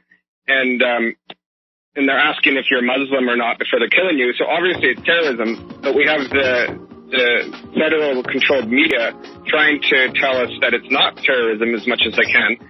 I'm just saying that's the same strategy. Well, they're realizing too late that this is actually benefiting Donald Trump. Anyway, Mateus, going to let you go. Got to take a break for top of the hour station identification. We'll be right back. And aloha, America. Welcome back to our show here. Hour number 3. The phone lines are open, 800-313-9443. We've got a caller waiting on the line. Before we get to him, during the commercial break, I went on out to try and get a confirmation about the story that Hillary has once again started canceling campaign events. I cannot find another source on that story. It may be another hoax that's being put out there to try and harm the credibility of the independent media, but at this point I've gone back and marked the story as unconfirmed at this time. So we'll wait and see what goes on. But it's a very, very dark time in our history where our country is ruled by people who rule through lies, fraud, and deception. And that's just the way it is, and we're going to have to learn how to adapt to that.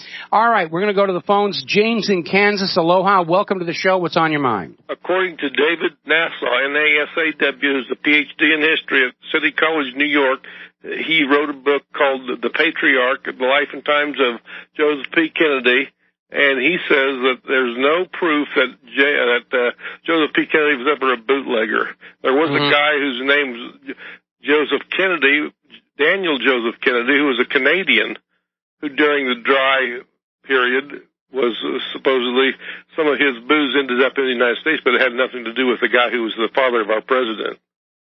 Well, that's his opinion, but there does seem to be a lot of evidence to the contrary out there. I mean, look how many PhDs are out there still saying that Vince Foster committed suicide. All a PhD means is piled higher and deeper. Okay. All right. All right. I guess you shot me down. Bye. Bye-bye. We're going to let you go. No, the established facts are that Joe Kennedy's father was in the liquor business, was shut down by Prohibition. And at the start of Prohibition, Joe Kennedy was middle class, and at the end of Prohibition, he was very, very rich. After Prohibition, he opened a legitimate liquor business again, and he sold it to a known member of organized crime. So all politicians try and clean up their family histories, because that always comes out during election time. We certainly saw a lot of that with the Clintons back during Bill Clinton's first term in office. All the people who could link him to that CIA gun and drug running operation all met strange deaths there. Okay, now getting on back to the world of computers. The FBI director, James Comey, who was out there to somehow desperately restore the reputation of the FBI after giving Hillary her get-out-of-jail-free card over the felony violations of Title 18, is turning his sights on Russia. And he's going along with this agenda of saying that all these computer break-ins at the DNC, it's all Russia's fault, it's all Russia's fault. And he's saying the U.S. could be retaliating against Russia secretly. Now, obviously, from Russia's point of view, knowing that they were not the people who broke into the DNC emails, such retaliation is going to be seen as an attack. And they may respond accordingly. Now, again, as I mentioned earlier in the show, Julian Assange is already starting to tease what's going to be coming out in the October surprise data dump on the Clintons. And he's hinted but stopped short of saying that Seth Rich was the source of the DNC email leak. But he implied it, and he implied that he was killed for it. So part of the October surprise may be a revelation that, yes, Assange actually he's going to come on out and say, yes, he's dead. There's nothing that's going to happen to him anymore. Seth Rich was the source of the leak, and that means that everybody who's out there saying it was Russia, Russia, Russia, Russia is going to be exposed as another liar. So let's talk about the Colonial Pipeline spill. This is a major, major disaster. They've already declared states of emergency in Georgia and Alabama. And the economic repercussions, because the U.S. industry has sort of been putting all their eggs in one basket. This one pipeline was supplying the entire eastern seaboard. And so we're looking at 6 states now, Tennessee, Virginia, Georgia, South Carolina, Alabama, and North Carolina, are looking at gas shortages. They can't get the gas up to the gas stations. The pipeline was carrying refined gasoline delivered by tanker at the tanker terminal, put into the pipeline, and now they're looking at long lines at the gas stations. Some gas stations have already run out. Gas prices in the area are nearly $5 a gallon. Now, what's really very interesting is this Colonial Pipeline is not getting a lot of coverage in the corporate media. First of all, because it betrays the weakened infrastructure of our country, and because it validates the concerns of everybody protesting against pipelines going across their territory, including this protest up in North Dakota. All right, we're going to take a moment to do a shout-out to our on-air affiliates who are rejoining our network. We're talking about the Colonial Pipeline oil spill. We're talking about gas shortages in 6 states, sky-high gasoline prices, and it's going to have a domino effect because everything that needs gasoline in that area, such as delivery of food to stores, the prices are going to get passed along. It's going to be a major economic hit.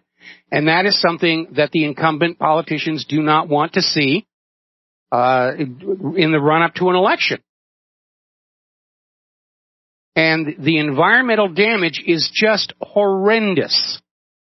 Last report, we had something like 600,000 gallons spilled out of this pipeline in Alabama and Georgia.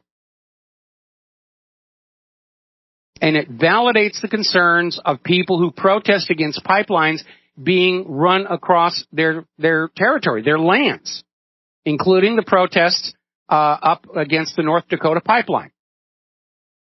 And the oil leak there at Colonial vindicates every concern the Native Americans have expressed. And they're not talking about just any old piece of desert. They're running that pipeline across land that is important historically and religiously to the Native Americans. And the oil companies like to go on that these things are safe, they never fail, they never have problems. I remember when the Trans-Alaska Pipeline was completed and they said, oh, it's going to be, and it was leaking like a sieve all the way along. Huge amounts of environmental damage. And so you're not going to see corporate media covering the North Dakota pipeline protests. They've already been trying to ignore it. And they're really not reporting on what happened to the Colonial Pipeline disaster, which is causing significant amounts of damage. Could potentially be as serious in terms of toxic chemicals released into the environment as the Deepwater Horizon disaster. And yes, they're already up there spreading Corexit all over the oil and gas and trying to sop that up. And the Corexit is more toxic than the oil. All right, we're going to take a phone call. Alan in South Carolina. Aloha, welcome to the show. What's on your mind? Michael, last Friday evening, the news reported that Donald Trump was an absolute liar for suggesting that the Hillary campaign of 2008 had anything to do with the initiation of the birther controversy. Yesterday morning, they had retreated from that position to position 2 in which they said, well, Hillary didn't say it, but some of her workers might have done it. Yeah, that's more accurate. The Washington Post confirmed that the Hillary Clinton 2008 campaign originated this whole idea of the birther controversy. And what they were doing, they were taking advantage of the fact that there is a second birth certificate. And what happened was really very simple. Barack Obama's biological father is Frank Marshall Davis, who's mentioned in Barack's recollections about his young life. And Frank Marshall Davis and Obama's mother met at UH Manoa, just down the road here. And Frank Marshall Davis was paying for his college education as a pornographer and nude photographer, and Barack's mother was one of his models. And this was the 1960s, the summer of love, the autumn of gonorrhea, and Obama's a love child. And, of course, Obama bears no responsibility for that, which was the point I made when I brought this whole story up. But that's the story behind the second birth certificate that was released. And by the way, it was not uncommon back then. If a man got together with a woman who had a love child, rather than go through the very tedious and costly adoption process, the mother would simply go back and say, I need to get a new copy of the birth certificate and change the name of the father to blah, blah, blah. And that's all that really happened. But the Hillary 2008 campaign, Washington Post confirmed this. They took this second birth certificate and they tried to run with it and plant it out there to damage Obama, to help Hillary, and it ultimately didn't gain any traction because everybody understood what was really going on. Okay? Isn't it funny, too, how I remember, I believe, that Hillary kept complaining about how race was such a factor in the 2008 campaign, and she's now on the other side of the river. Well, Thanks, everything that she says today is completely 180 degrees away from what she said 2 weeks ago. That's the way she operates. When she was talking to the environmentalists, she was promising to shut down the coal business. When she was talking to voters in the coal-producing states, she was promising them government subsidies to keep their businesses healthy. She just says whatever the crowd in front of her wants to hear. And because of the independent media contrasting what she says from place to place to place, that is the main reason people do not think she's trustworthy. She doesn't say what she means. She doesn't say what she believes. She says what she thinks you want to hear. And that's a lousy reason to vote for somebody for president, okay? Yeah, well, the media retreated a little bit. I just wanted to make sure that they retreated to the right place. I appreciate your opinion. I heard your original show on the issue. So thanks a lot.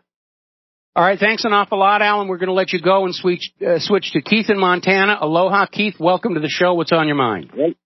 Hello there, Mike. Your voice sounds horrible today, but I still love you. Well, it sounds horrible to me, too. Yeah. Anyway, hey, I got another thing to add on there. But anyway, hey, I sent you an email that it seems like Hillary's health things all lined up with this so-called airplane crash. There was a fatality on over in Iran. And I saw that come on in. Yeah. And I just wanted your opinion on that. You might look that up and send me a personal email on that later. But anyway, the other thing did you ever know from NASA, Gil Reiner? Boy, it feels like the name should be familiar, but I'm not really sure. What did he work in? Well, that's another thing that jogs my memory. But years ago, back in the 70s, he had given me a whole bunch of those Apollo Soyuz and all those decal patches, plus a bunch of the Apollo Soyuz stamps and stuff like that. But he was a bigwig back in NASA back then. I just didn't know if you might have crossed paths with him. Well, I think I may have heard of him being a bigwig, but the vast majority of my experience with NASA was at the Jet Propulsion Laboratory. I did work down in Houston for a very, very short interval. And I gave away all of my patches and stickers from NASA to various museums and my nephew years and years. Well, not entirely. I think I still have a couple around here. Yeah, there's a meatball sticker for you. Okay, there you go. And the other one here that was just brought up here, we had that same issue over here on the Flathead Reservation here, and the tribe actually shut down the oil pipeline that went through here, and now they take it across rail by Montana Rail Link from Missoula to Thompson Falls. And people don't realize this. I was told by one of the MRL employees that they pressurize those canisters on the way back to check for leaks to make sure that there's no leaking, so when they do fill them back up in Missoula, But anyway, he said they're more deadly coming back empty than they are, especially on a derailment there, because any spark would set those fumes off, whereas gasoline would pour things out and even in a lot of circumstances put it out.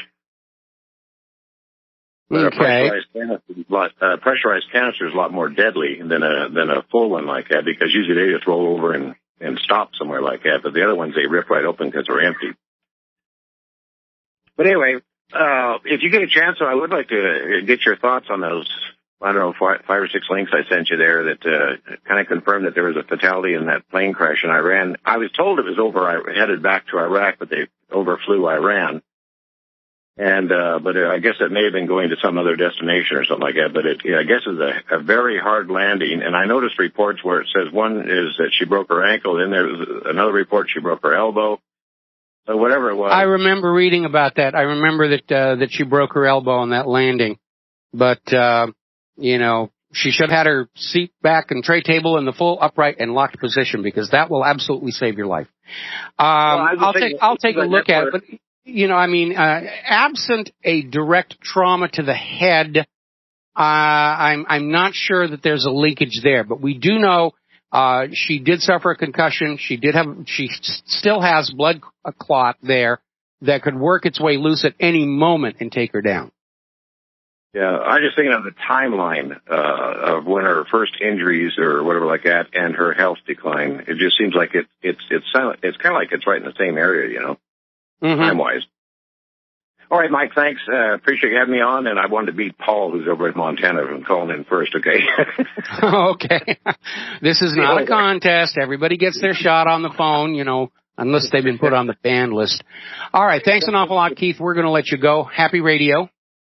Okay, now, out in California, there is growing opposition to Senate Bill 277. This is the bill that says you will load up your children with all these vaccines we decide you have to have. And there's a real pushback. And the vaccine industry, which is a $30 billion a year business, and the CDC are in a quandary because sales are falling off. Doesn't matter how much the government tells parents to stick these vaccines in their kids. The parents are refusing to do it. They've gone out and done the research. They're being asked to vaccinate their children against illnesses that they've got less than 1% chance of ever being exposed to, with a vaccine that has a high percentage probability of causing permanent harm. And so there's this big fight brewing to basically end the dictatorship of the CDC. Because the CDC, contrary to its public image, is not actually a part of the U.S. government. It is a private for-profit corporation, and most of its funding comes from the medical industrial complex. And once you understand that, you begin to understand just how it came to be that the CDC was rigging its own study on vaccine safety, which of course forms the heart of the documentary Vaxxed. And that's something else you got to see along with Snowden. By the way, there's another documentary coming out next month, another October surprise, Clinton Incorporated. And that one is predicted to absolutely devastate what remains of the Clinton legacy, as it were. Now, getting on back to the CDC, one of the things they have finally acknowledged is that the epidemic of food allergies that is spreading throughout our society is in fact caused by vaccine adjuvants. Now, we've already talked before about this sudden explosion of peanut anaphylaxis, which has resulted in labels on food saying this was processed on machinery that was exposed to peanuts. Because if you're suffering from peanut anaphylaxis, just the smell of them, a mere piece of peanut dust, can put you at risk of losing your life. Where did this all come from? Peanut anaphylaxis didn't exist a century ago. It's because one of the adjuvants added to vaccines is peanut oil. And peanut oil is something you're supposed to eat and digest, not inject directly into your bloodstream. And the CDC is now acknowledging that one of the reasons so many more people are suffering illnesses and reactions from food, especially children, is because of this reckless use of various chemicals as adjuvants in vaccines. It's all about coming up with something to sell you, and when you won't buy it, getting government to order you to buy it. So of course they don't have any incentive to actually make a safe and effective product as long as you're being ordered to buy it.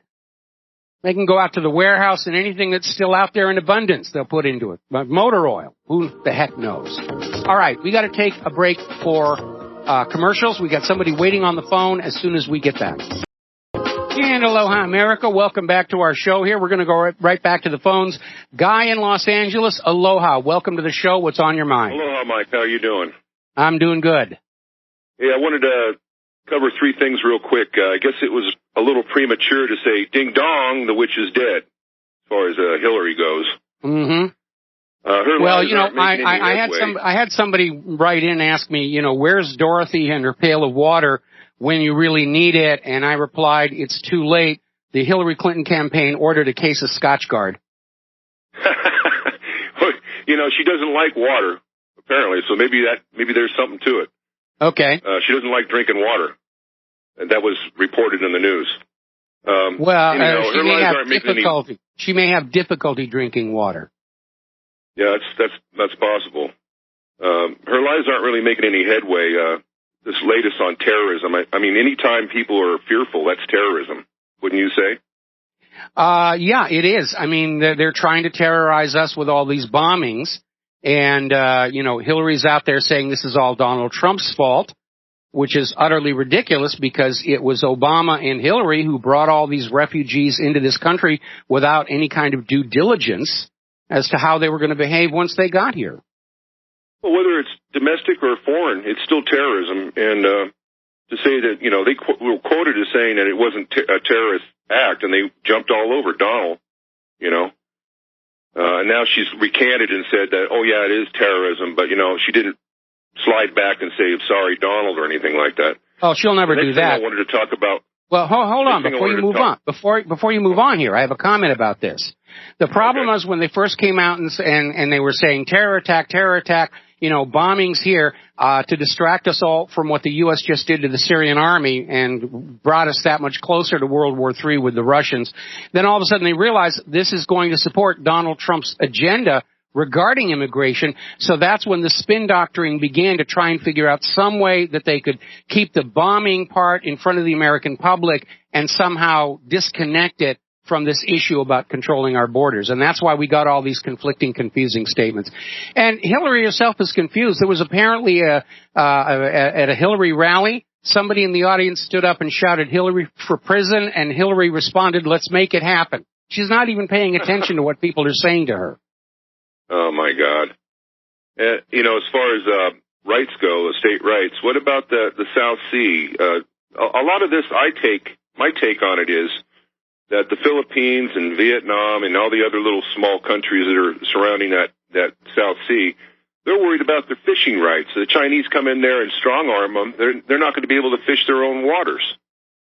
Well, that's definitely what it's about, because between the Deepwater Horizon and Fukushima and San Onofre and now the Colonial Pipeline, the Earth is running out of safe and healthy food to eat. And, you know, China doesn't want to fish in the waters off the coast of Japan because they're going to be giving their own people cancer and leukemia. So they're down there basically saying the South China Sea is called the South China Sea for a reason, and they want to exploit those fishing grounds. Well, the Chinese have never really been that concerned with poisoning their people when they're giving them phony baloney baby milk. Well, that wasn't the Chinese government. That was a Chinese corporation, and when they were finally caught out, that's what they were doing. The Chinese government did shut them down. But the Chinese people are very leery about any fish coming in from anywhere near Japan. It's a big issue here in Hawaii with all the sushi shops. And now they're doing a big thing about our fish is sourced from, and they list someplace off of South America, which I don't know if that's true or not, but that's the reality. People don't want to be eating seafood from anywhere around that part of the Pacific, which is nonsense because fish swim, fish migrate. And once a fish is contaminated off the coast of Fukushima, they are still just as contaminated off the coast of Peru. I mean, I don't care if the Chinese want the South Sea or not, but they need to respect all the other countries that are involved with the fishing in that sea. And I don't see the Chinese playing fair with them at all. Well, I think what you're seeing here is the U.S. trying to goad these other countries into extending their territorial claims as a way of creating a confrontation with China.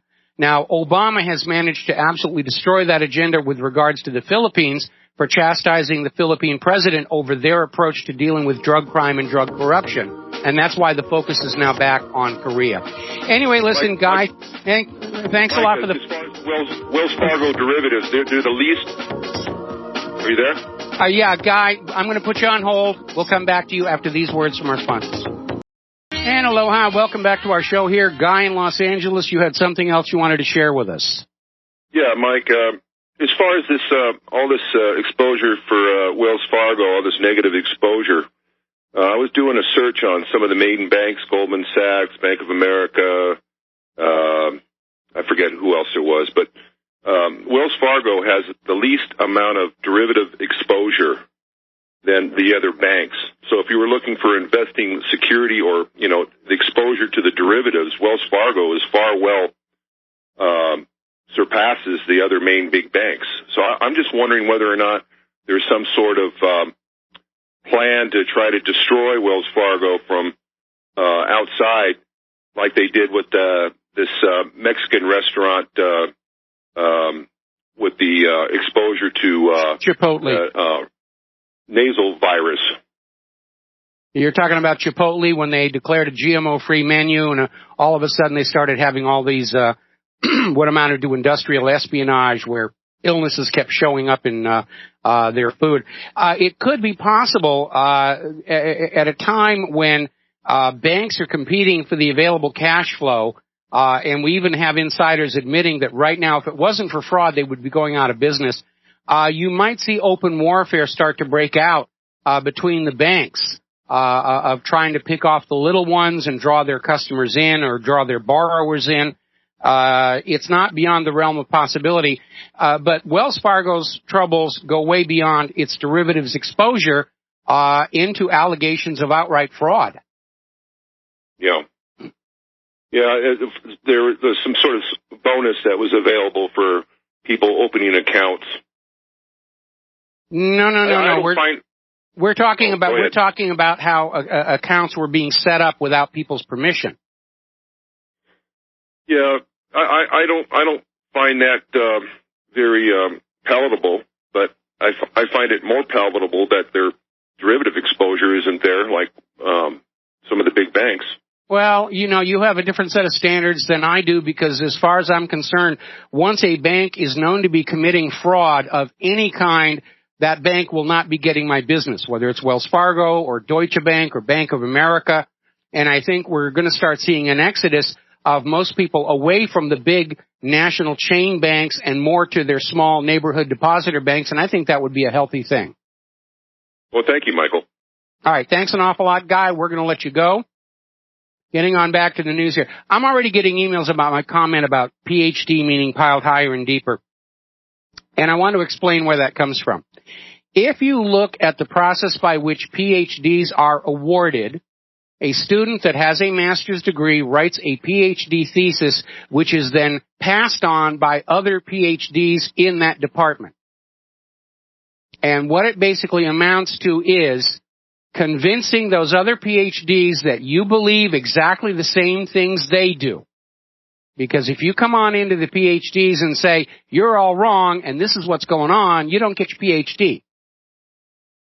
And we know that it's even worse today with all the political correctness and this push to go with the flow. Look how many PhDs supported Al Gore when he was claiming humans are bringing about global warming and snowfalls are all a thing of the past. Having a PhD is a nice thing. It's not as broad a gateway to a high-paying job as it used to be. There's a lot of PhDs working at restaurants right now. But the prime requisite of a PhD is to assure the academic community that you believe the same things they believe. That's where academic inertia comes from. Remember the theory of epicycles? Science's longest running goof. 400 years. Because each new generation of students coming on in order to get their college degrees, had to convince the existing professors that they believed the same things that the professors believed. So, rather than being a forefront of new knowledge, colleges and universities are now the strictest defenders of the status quo. And just because somebody has a PhD doesn't mean they're right. It means they are a priest in the cult of whatever their PhD is in. All right, getting on down here to some other news. As you know, there's a growing stink over the Zika virus and the mosquitoes being carried, or the mosquitoes that are carrying that illness. Brazil has already come on out and said Zika is not the cause of the microencephalic babies that Brazil has been seeing. Zika's been around for 70 years. It's never had this problem before. Zika is actually a very mild illness. CDC says most people will self-immunize against it. Zika is a lot like dengue fever. Yes, it can be serious, but most people who get it won't even realize they've got it. And now Florida is dealing with the Zika mosquitoes by spraying a pesticide, Naled, which is highly toxic and can actually cause microcephalic babies. And now we found out that the governor of Florida actually has a financial link with the company that's received the contract to deal with the Zika mosquitoes. It's all about money. It's all about politics.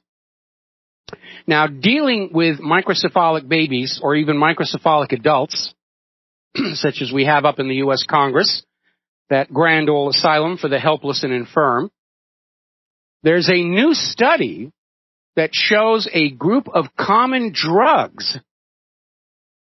that treat allergies and other health issues actually increase the risk of Alzheimer's and dementia, because apparently these medications block acetylcholine, which is an absolutely essential neurotransmitter in the brain. And these include drugs like Xanax, Zyrtec, even Valium, Wellbutrin, Benadryl, Dramamine, Paxil, and Hystex. And they actually can cause your brain to shrink and suffer damage, leading to Alzheimer's and dementia.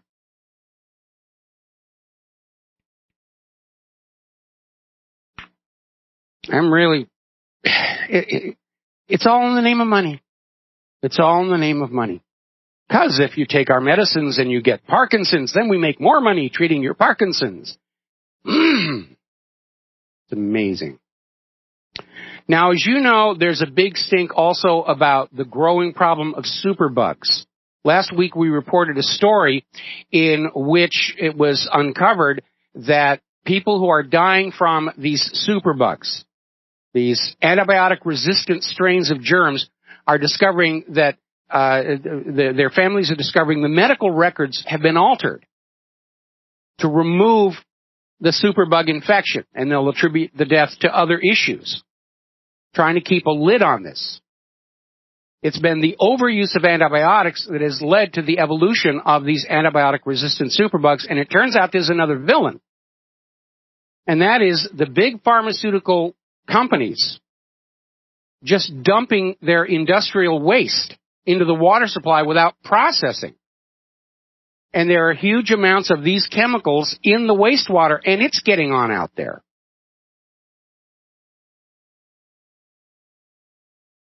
And it's creating bacteria in the environment that are resistant to antibiotics.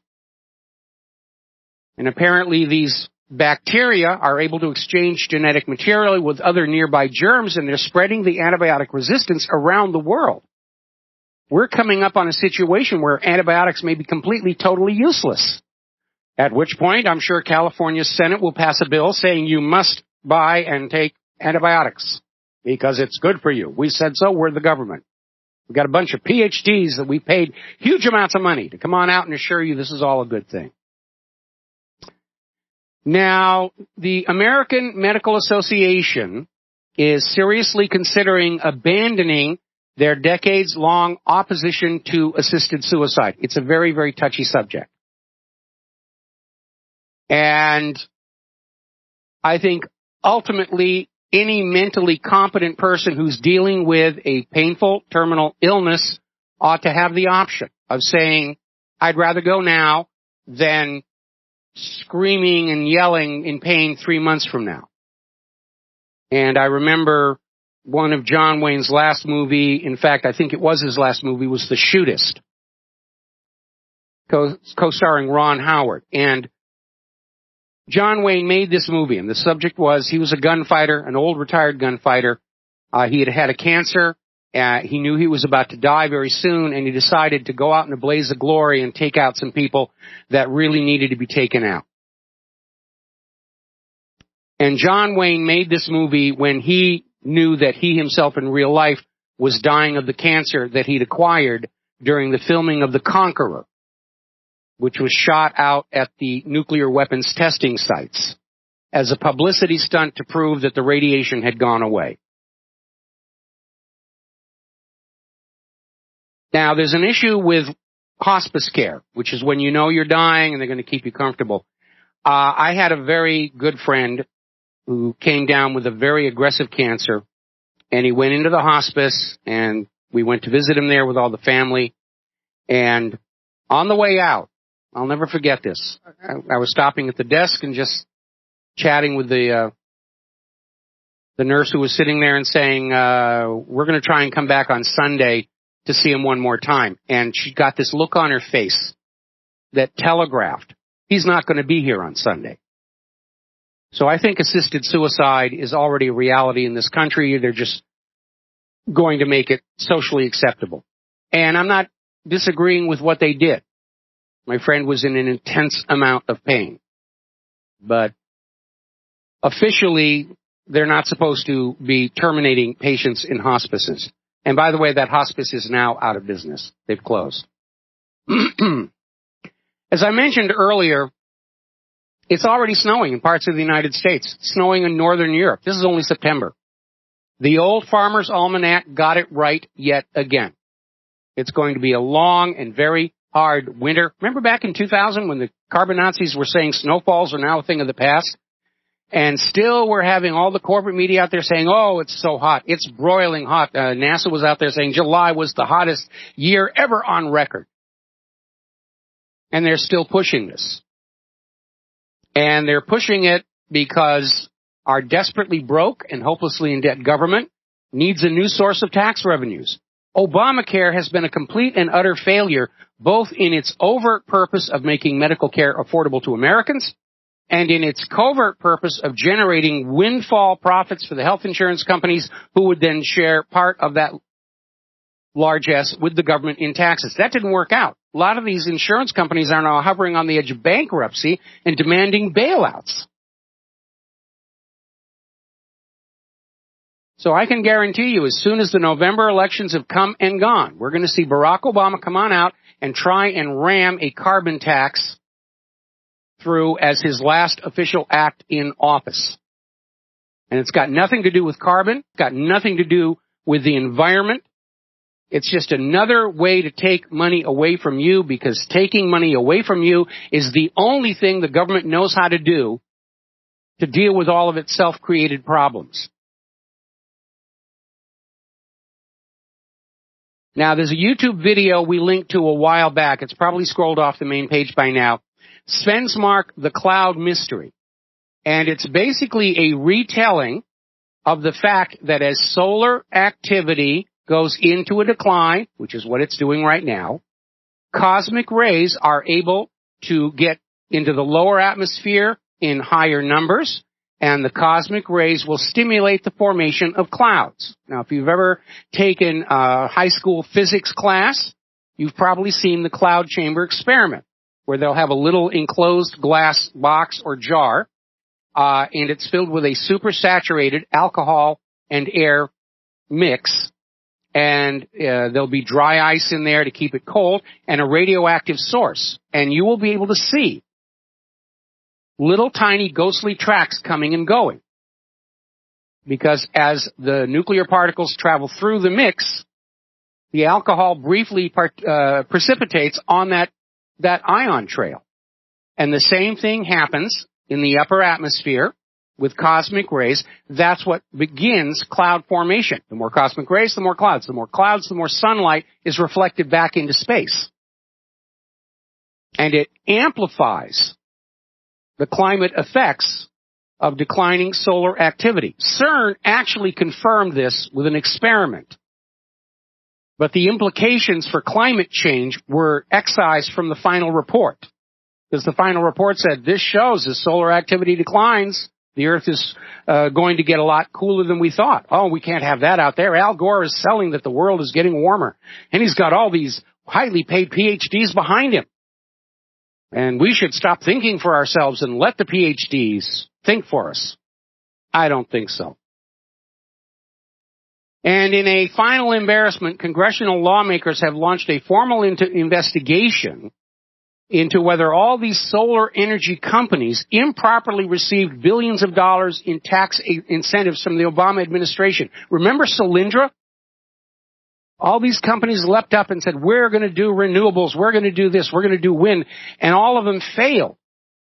And all of them had loan guarantees from the U.S. government, meaning you got to collectively pay for all this damage, and now they're saying that the process for them to get the tax incentives may have been shortcutted by the Obama White House as part of this, selling everybody on the urgency of human-caused global warming. And apparently some of the firms they're looking into are Solar City Corporation, Sunrun Incorporated, Sungevity Incorporated, and 4 utility companies, Sun Edison Incorporated, Abenjoa SA, NextEra Energy Incorporated, and NRG Energy Incorporated. These are how supporters and cronies are taken care of. You donate to the presidential campaign, and then down the road, your business needs a government subsidy or something, you're going to get it. It's another version of pay for play. And it shows us that policy making in this country for decades has all been based on who's got the fattest wallet, not what's going to work, not what's best for the people, not what's best for the nation, not what's actually going to work in terms of a real world problem. If you've got money, we'll convince Americans they got to rub blue mud into their navel. If you don't rub the blue mud into your navel, you're going to curl up and die horribly. And that's how things get run in this country, and it's why this country is in such terrible, terrible shape right now.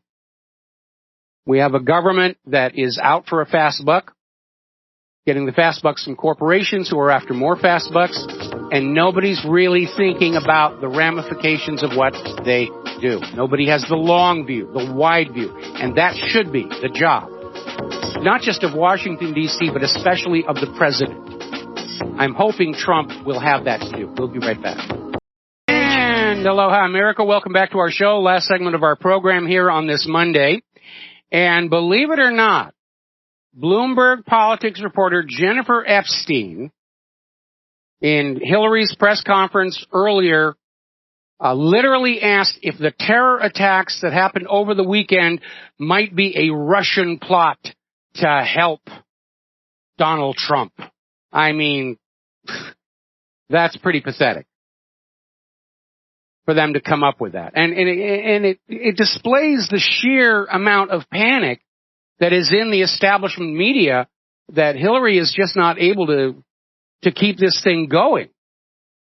But I mean, this idea that the terror attacks were being caused by Russia to help Donald Trump, because they do recognize the terror attacks, along with pointing out that all of this NSA, CIA, FBI, TSA nonsense is utterly worthless. It does help Donald Trump's agenda regarding securing our borders. But I mean, that's just utterly ridiculous to come out with that idea. But that's how desperate they are to demonize Putin and to prop up Hillary Clinton. It's just amazing. All right. Despite the word that the negotiations for the transatlantic trade and investment partnership have pretty much shut down and gone nowhere, there are still protests all across Germany against TTIP and also CETA. And I have a feeling there's something else going on. I have a feeling that these may be immigration rallies. And Merkel is saying, no, we're not going to talk about that. Blame it on TTIP, even though TTIP is officially dead. Obama's trying to resuscitate it. But the countries in Europe don't want to let the U.S. and especially U.S. corporations usurp their national sovereignty, which is what TTIP and TPP are all about.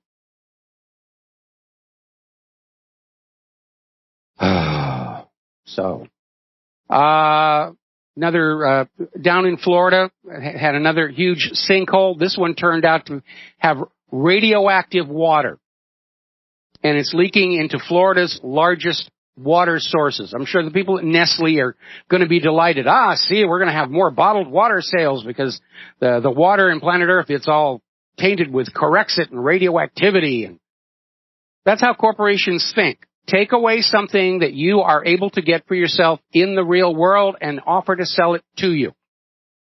That's why the tobacco and liquor companies are pouring so much money into defeating legalization of marijuana. Because if you're growing it in your own backyard, then you're not going down to their stores. Same thing with the pharmaceutical industry. They don't want you knowing about natural herbal remedies to common ailments. No. You can't have that. You have to go buy it from a store. Everything has to be commoditized. That's the fascist system at work. Okay, there's the music. Time for me to get out of here. I got to do Jim Goddard's show up in Vancouver. We'll be back tomorrow here on the Republic Broadcasting Network. Until then, stay informed, stay skeptical. Remember that you are all part of the independent media. Take what you learn here and on the website, share it with everybody that you know. We need to get the word out. We're at the edge of World War III. The first one who quits loses. We'll be back tomorrow. Aloha, America.